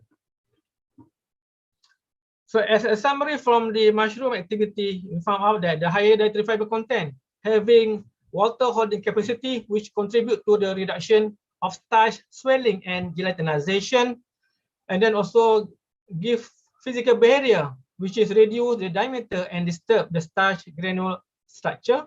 And then these features reduce the surface area for enzymic hydrolysis, and then thus reduces the glycemic responses. Next, I would like to share with you another effort that we have been conducted, the development of low glycemic index from cornlet, which is low glycemic index as well. So we're utilizing the this low, agricultural byproduct for cornlet, and then we use the baby corn. This is we call cornlet, and then we process into this kind of powder form. And then again, utilizing the dehydration technique, we managed to came up with this flour, and this flour we use for the development of the yeast bread and also conventional cake. Not forgetting star cake here. This is star cake, conventional cake, and also muffin, and also cookies. So these are the products that we already came up after we study the functionality of dietary fiber from cornlet. Then the most important element from cornlet is because of the functionality of the amylopectin. Because the amylopectin content and swelling power of different levels of cornlet powder incorporated with wheat flour was increased proportionally. As you can see from this table, the more the composition of cornlet powder to replace the wheat flour, the increase of the wheat flour ratio give more amylopectin concentration. So the higher amylopectin will slow down the starch digestion and thus resulted in delaying the glucosol release in the small intestine. And then food which contain high amylose had low glycemic index value. These are the outcome from the research that we developed from the development of food, such as in cookies, cake, and also muffin just now. Then interestingly, when we study the morphological characteristic of the cornlet, this damaged starch, the damaged cornlet starch also play an important role to reduce the starch hydrolysis, thus slowing down the raising of the blood glucose. So this is the wheat starch, the damaged cornlet starch, which is disturb the granule of wheat starch, and then it will affect and also will delay the hydrolysis of wheat starch from the to produce the glucose, and then lowering down the blood glucose level.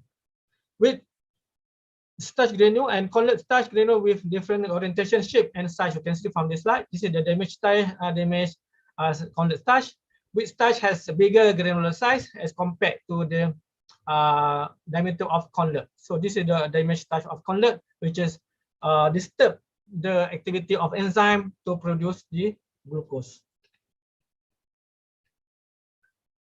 Then when we proceed with the glycemic index, then we see that the trend is quite similar, lower in the blood glucose level from cookies or biscuit, and then this from muffin, and also from the cake that we developed, also trend also quite similar. And then this situation is facilitated with the presence of the natural sugar, which is 10% of natural sugars from the fructose and sucrose, which is originally or naturally occurred in cornlet. So we reduce 10% of the added sugar. So this situation also give the advantage to lowering down the glycemic index value. Next, we proceed with the concentrated nira. These are the nira that we already produced from the NEPA, and then we develop the cookies. This is the combination of with carrot to produce carrot cake, and the combination of, you can see from the slide, combination of 20% of concentrated nira to replace sugar in carrot cake give GI value of 50, but carrot cake alone without nira only 55. So this is from this experiment we can see that the utilization of dietary fiber from the carrot alone also okay, give low glycemic index value. But if you want to reduce further the glycemic index, this fiber can be combined together with the concentrated nira. So this situation is because of the composition of the nira, which is very high in sucrose and very low in glucose. So this feature is very important because high in sucrose and fructose, we reduce the glycemic index. Then glucose is low, and then this feature is very important because when we replace our nira with sugar in the development of our food product, and then this high amount of sucrose and fructose, we reduce the glucose, blood glucose level in our subject. So these are the concentration of carrot cake that we developed, and as you can see that the more the concentration of nira and also the carrot cake increase the amount of dietary fiber, which is this is important to reduce the glycemic index or postprandial glucose response. And then also in addition to that, we also managed to see the functionality of the palm sugar from the nira, which is contains significant amount of inulin, which is probiotic. So this is a very good indication that the product that we developed from nira also gives certain health benefit. The last but not least is overripe banana that we use. Is again overripe banana is one of the top #1 food waste, which is the purchase intention is low because of the because of the low quality, because of the appearance doesn't look good anymore, and then the people don't want to get to have this kind of features. The blackened color of the skin is not good, and then this is low grade already, and then people doesn't want to purchase it. So this is one of the top food waste, which is around 1.8 million edible bananas are being tossed every day. And then without knowing that this overripe banana still contain high dietary fiber, mineral, natural sugars, and also this effort will also indirectly increase the food product value and also indirectly reduce the food wastage. Then from this idea, we process separately,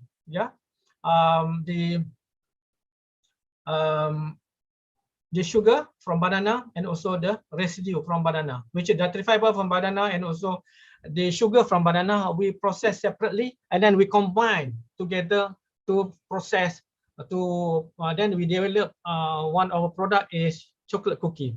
The cookies are incorporated with overripe banana, we call OBS, and overripe banana residue, which is dietary fiber, enhance the level of dietary fiber and natural sugar.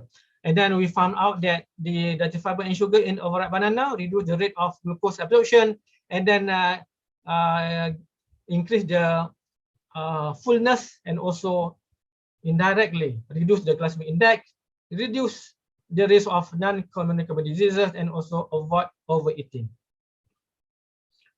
So before we develop product, we have to process this, and then we separately able to manage to to extract the overripe sweetening agent, overripe sweetening sweetener from overripe banana.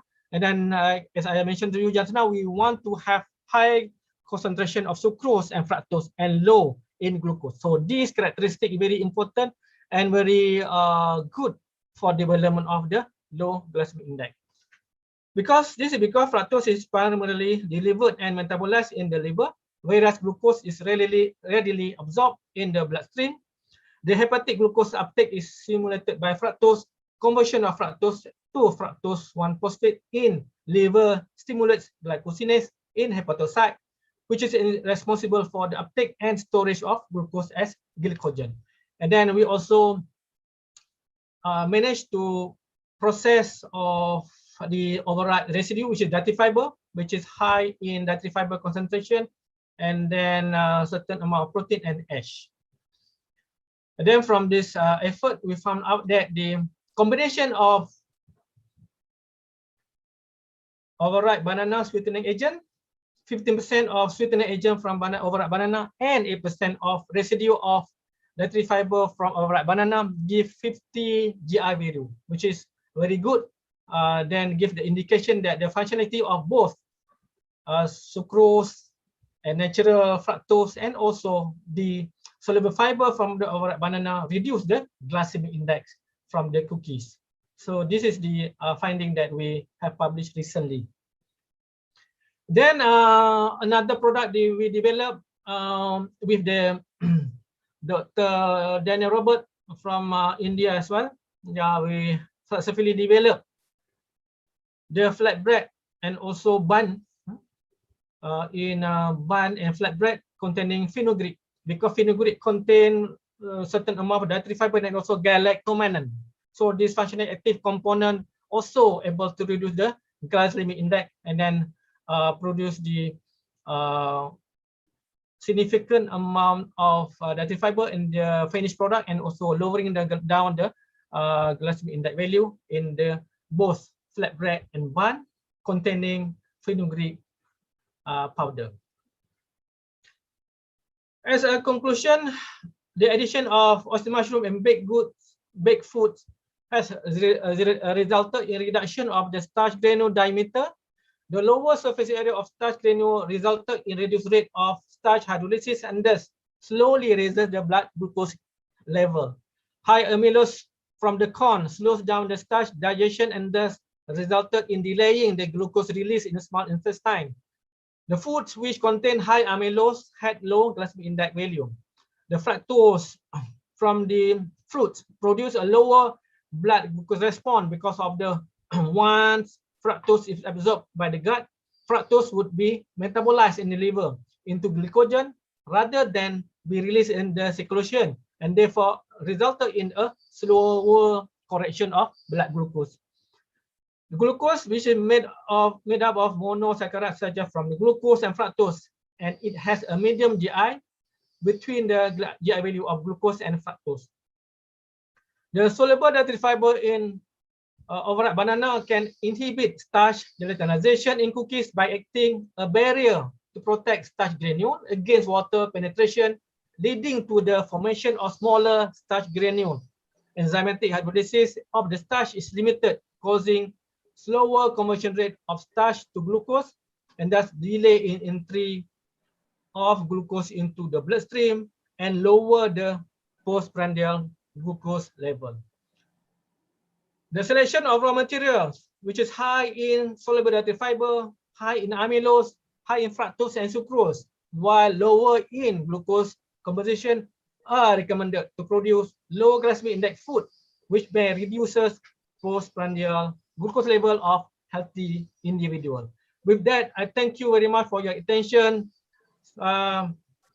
This is the very important sharing session that I think that we can get some take-home message, and then also we allow for the future collaboration to study more about the functionality of other type of natural raw ingredient, which is surplus in our nature, specifically in our country, and also in Malaysia and also India. With that, and thank you very much. Then I give back to Prof. Santanu. Over to you. Thank you very much, sir. Thank you. Thank you, sir. So we request you to stop the sharing screen so that we can. Yes, wonderful. So the first question from Lakshmishji himself, for thanking you for a very highly informative brainstorming session. So his question is effect and side effects of a fat burners, which is in the market. Second question is sprinters using creatine monohydrate as supplements. The side effect of first is fat burners, which is in the market. Second is sprinter using creatine monohydrate as supplement. So what are their side effects, effect and side effects? Okay, side effect of fat burners, which is in the market. So I think yeah, we have to understand. Thank you very much for the question. There's the Shimesha. Lakshmish, yeah. Okay, right. Okay. So I see that the side effect, yeah, of course, the fat burner, we have to see the active compound, which is what kind of compound been utilized in the fat burner. So I think there are many type of, natural product that utilize to, to develop that kind of product. But I think if the utilization of the natural product is, if you read, the specification of the raw ingredient, I think you know what kind of the active compound. So if you think that the active compound is quite familiar with you, I think it should be okay. But for myself, I still practice this healthy, healthy kind of lifestyle. Physical activity alternate day. That is my practice. So I see more majority of Indian also here. 1 hour a day. They keep brisk walk a day is sufficient only. Yeah? But again, if you want to wish to have this fat burner, it's okay with you. But please read the ingredient, and that if you're confident enough that the ingredient doesn't give you side effect, go ahead. Why not? But for myself, I quite sensitive. My skin is quite sensitive with this kind of certain ointment from menthol. Sometimes when you rub it, we give a rashes, and then also this allergenic effect is very prominent, and then I start itching, feel itchy. Then I don't think I don't take those kind of menthol based ingredient, which is give the hotness to your skin. Some of the product contain they give they put the chili to stimulate the sweat burning. I don't know the mechanism whether this is okay or not, but if you confident enough, just use it. And then if you think you are afraid about the possible side effect, please proceed with normal kind of physical activity. Number 2, sprinter using creatine monohydrate as supplement. So again, it depends on the metabolism, but if the study already give the certain positive result, which is don't give side effect, I think it's okay. But creatine monohydrate as supplement, maybe if certain study already done to prove that the product is safe to be consumed without the adverse effect, I think you can use it. But if you think that another natural product which can be replaced with the existing product, please do so. I think you can do product development with your scientists in order to develop product from the natural. The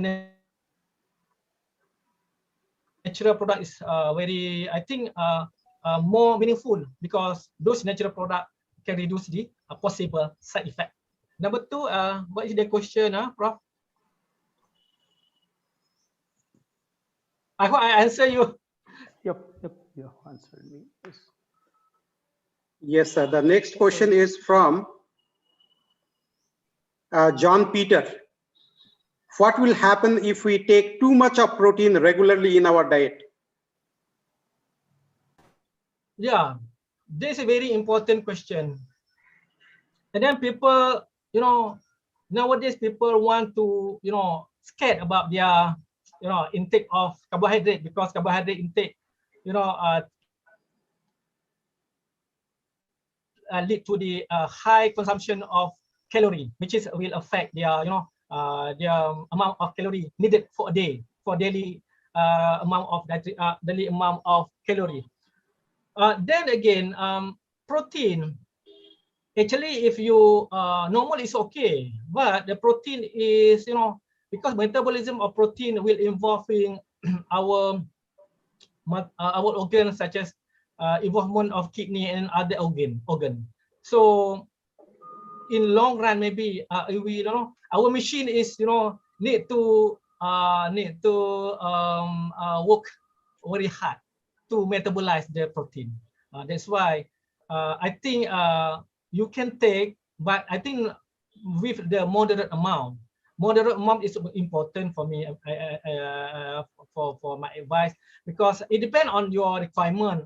But of course, for bodybuilder, maybe they need you need a high amount of protein. But for normal people, or something like me, myself, and also you, maybe you can limit the intake of protein. But if you still maintain your organ functionally active, normal, and then maybe it doesn't affect much on the organ. But in long run, because of the, as I mentioned to you just now, when our body, our organ, every day, every day working hard to metabolize, to process the food that we take every day, and then the metabolism of protein very comprehensive, involving many organs in our body, and then maybe one day it will start overwork with our organ, and then so this kind of high protein diet, maybe one day it will affect the functionality of our organ. Yeah? But again, please watch out your level of protein, not too much. I suggest you take in moderate amount of protein. Thank you. Yes, sir. The next question is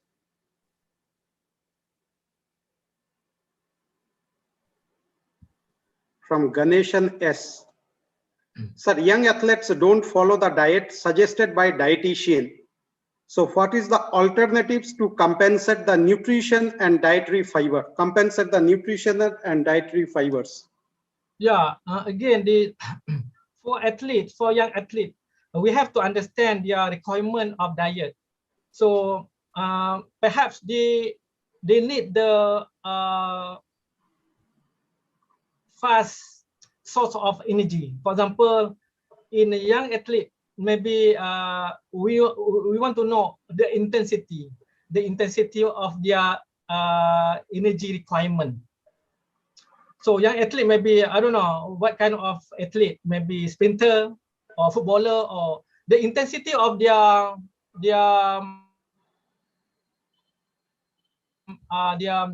sports is very important.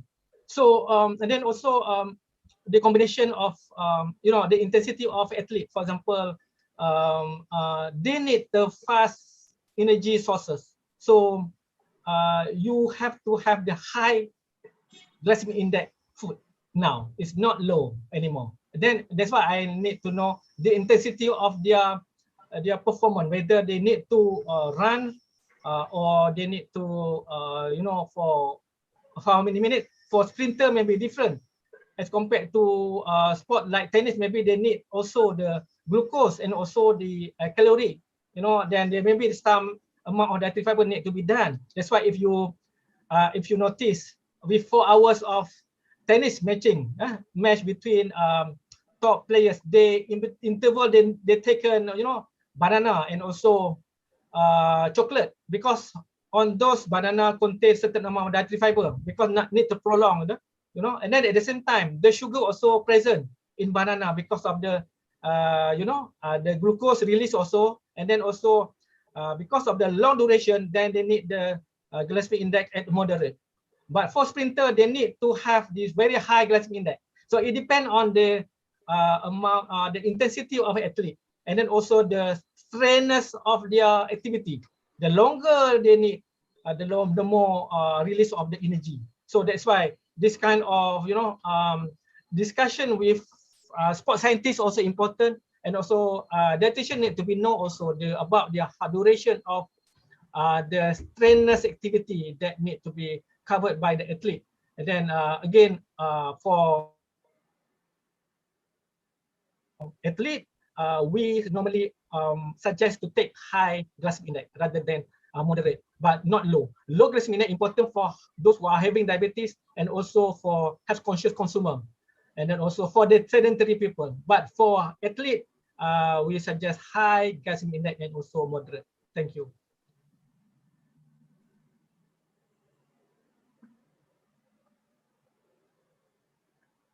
Sir, from Dr. Zaid, is fat burner of chromium picolinate is useful compared to the thermogenic fat burner available in the market? I don't have any idea on this fat burner because you know, as I mentioned to you earlier, it's very important for us to understand the mechanism.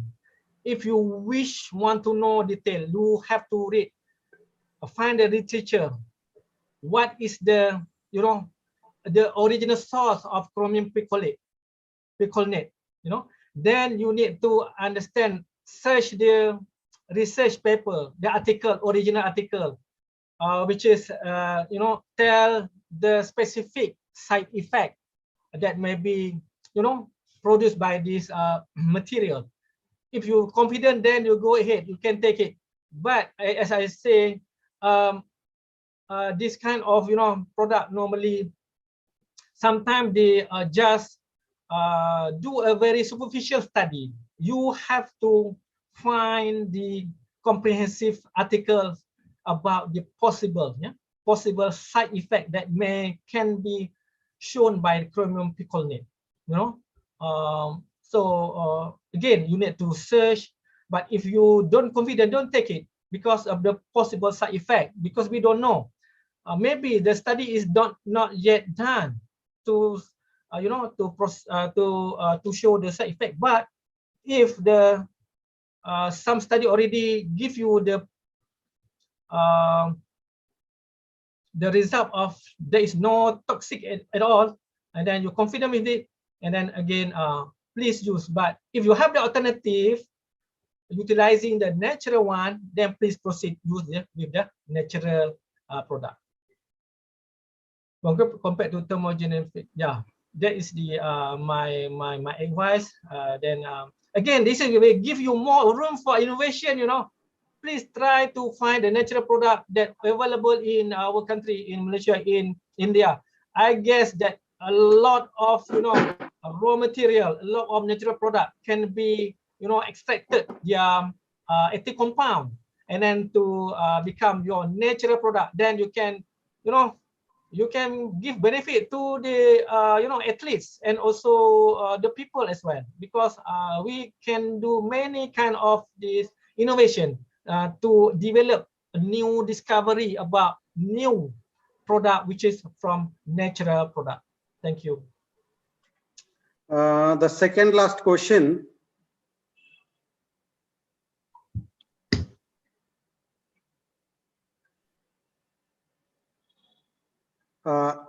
Sir, it is not possible for everyone to follow the diet chart like a layman. What you suggest for the category?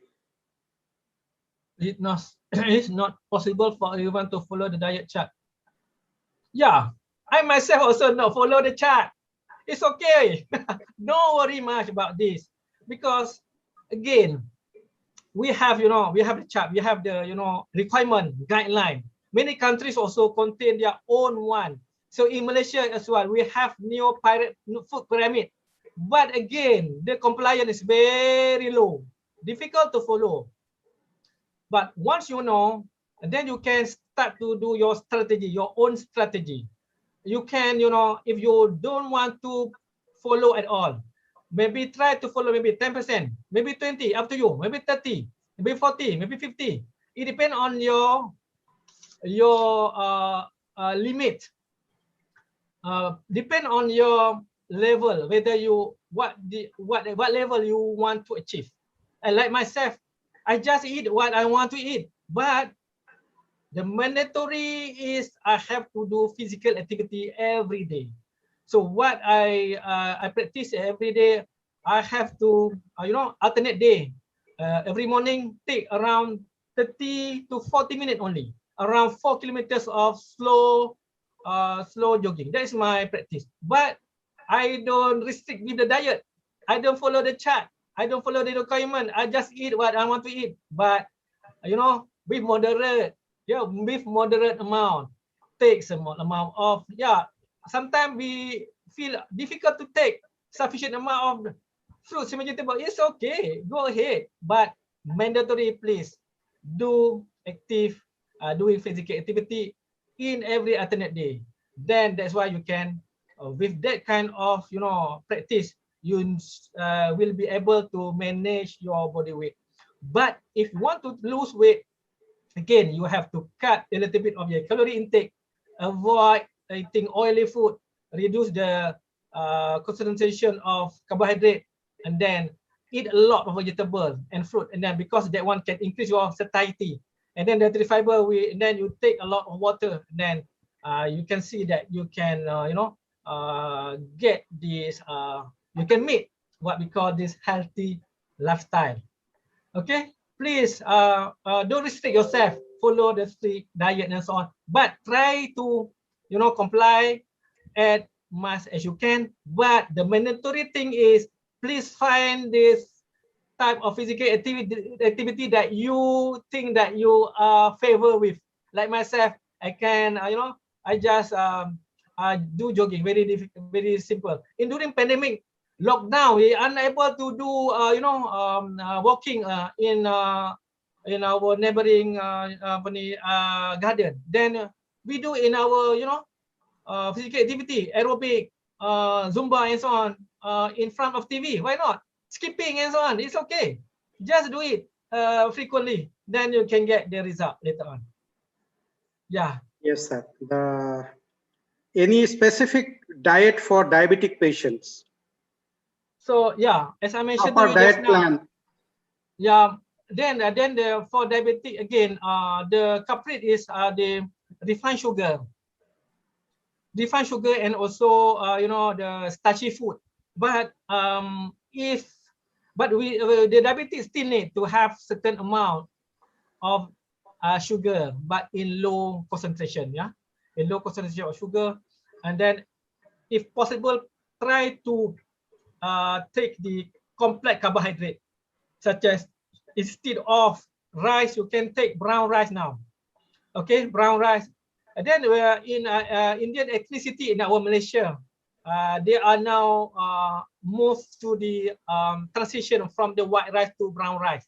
But we know that brown rice is not palatable, and then the taste is quite weird. And then sometimes people doesn't favor with the flavor and also texture.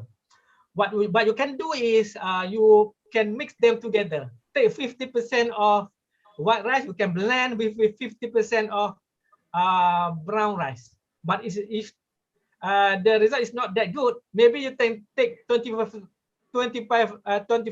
of brown rice combined with 75%. You just do this kind of experiment. But if you can get 50% of blending, and then in long run, you can later you will benefit the diabetic patient. For diabetic, they can take sugar but from natural resources, and then also reduce the taken intake of please reduce the amount of added sugar like table sugar and so on, because those kind of refined sugar will increase the level of the glycemic blood level very fast. So please reduce the intake of sugar, and then try to increase the intake of complex carbohydrate. Yes, sir. We thank you wholeheartedly on behalf of Seshadipram Group of Institutions, Seshadipram Educational Trust, 91-year-old organization, Seshadipram First Grade College, and all our associate joint organizers and collaborators that you have taken your time and explained. So, even we have crossed our lunch break, no props at all, because the explanation, you are speaking about diet, and we should be thinking. Please, I don't know. Okay, just take it. It's okay. No problem. No problem. No problem. No worry much. No worry. Yes. So in fact, it was wonderful speaking to you. And you being in the head of the nutritionists and dietitians, you have emphasized what is the importance of refined, why we should avoid refined food products like wheat flour or sugar or something else. We should go to our traditional foods, which will help us to maintain healthy body and healthy mind. So thank you wholeheartedly. Thank you. And Thank you very much for this yes, invitation. we thank you so much, and see you soon in India once this post-lockdown or the pandemic gets over. Sure, Thank sure. you. Be sure. See you soon, sir. Thank See you. soon, sir. Thank you. Thank you.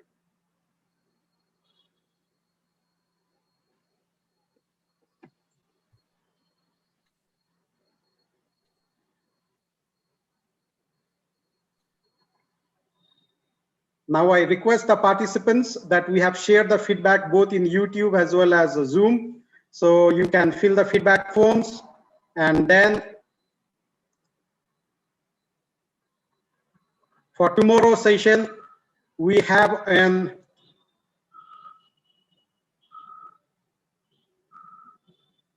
morning 10 o'clock, Professor Hairul Anwar Hashimji. He will be speaking on exercise habit and emotional distress regulation. Then we have Professor Suryonto. He will be speaking on social psychology of conflict in workplace and sports. Then we have Dr. Adam Malik from Malaysia, perceptual response to high intensity interval exercise. And then we have Sundar Raj, URS former evaluation registrar, yogic practices for wellness. So thank you so much, everyone. Stay safe, stay healthy.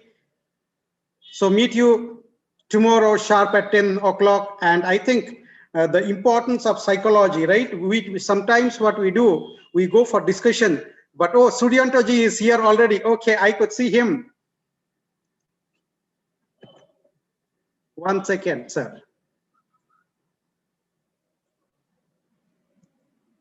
Yes.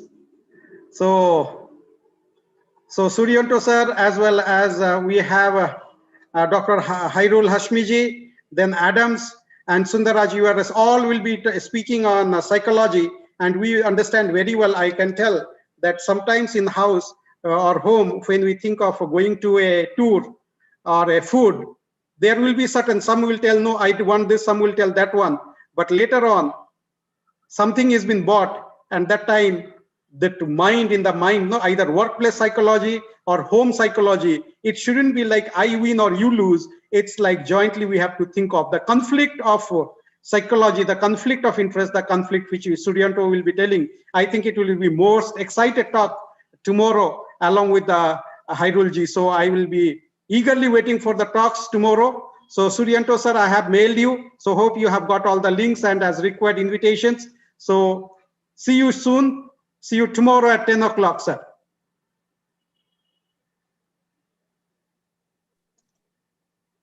So if you want, you can speak a word or so, Suryanto, sir. Okay. Thank you, Professor. See you tomorrow. Yeah. Yes, we will be meeting tomorrow, and we'll be having a nice fun tomorrow. We'll have a very enriching and engrossing session tomorrow, and that will be on psychology. Thank you so much. Okay. Take care. Okay. Stay safe. Jai Hind, everyone. Let's enjoy. Take care. Bye-bye.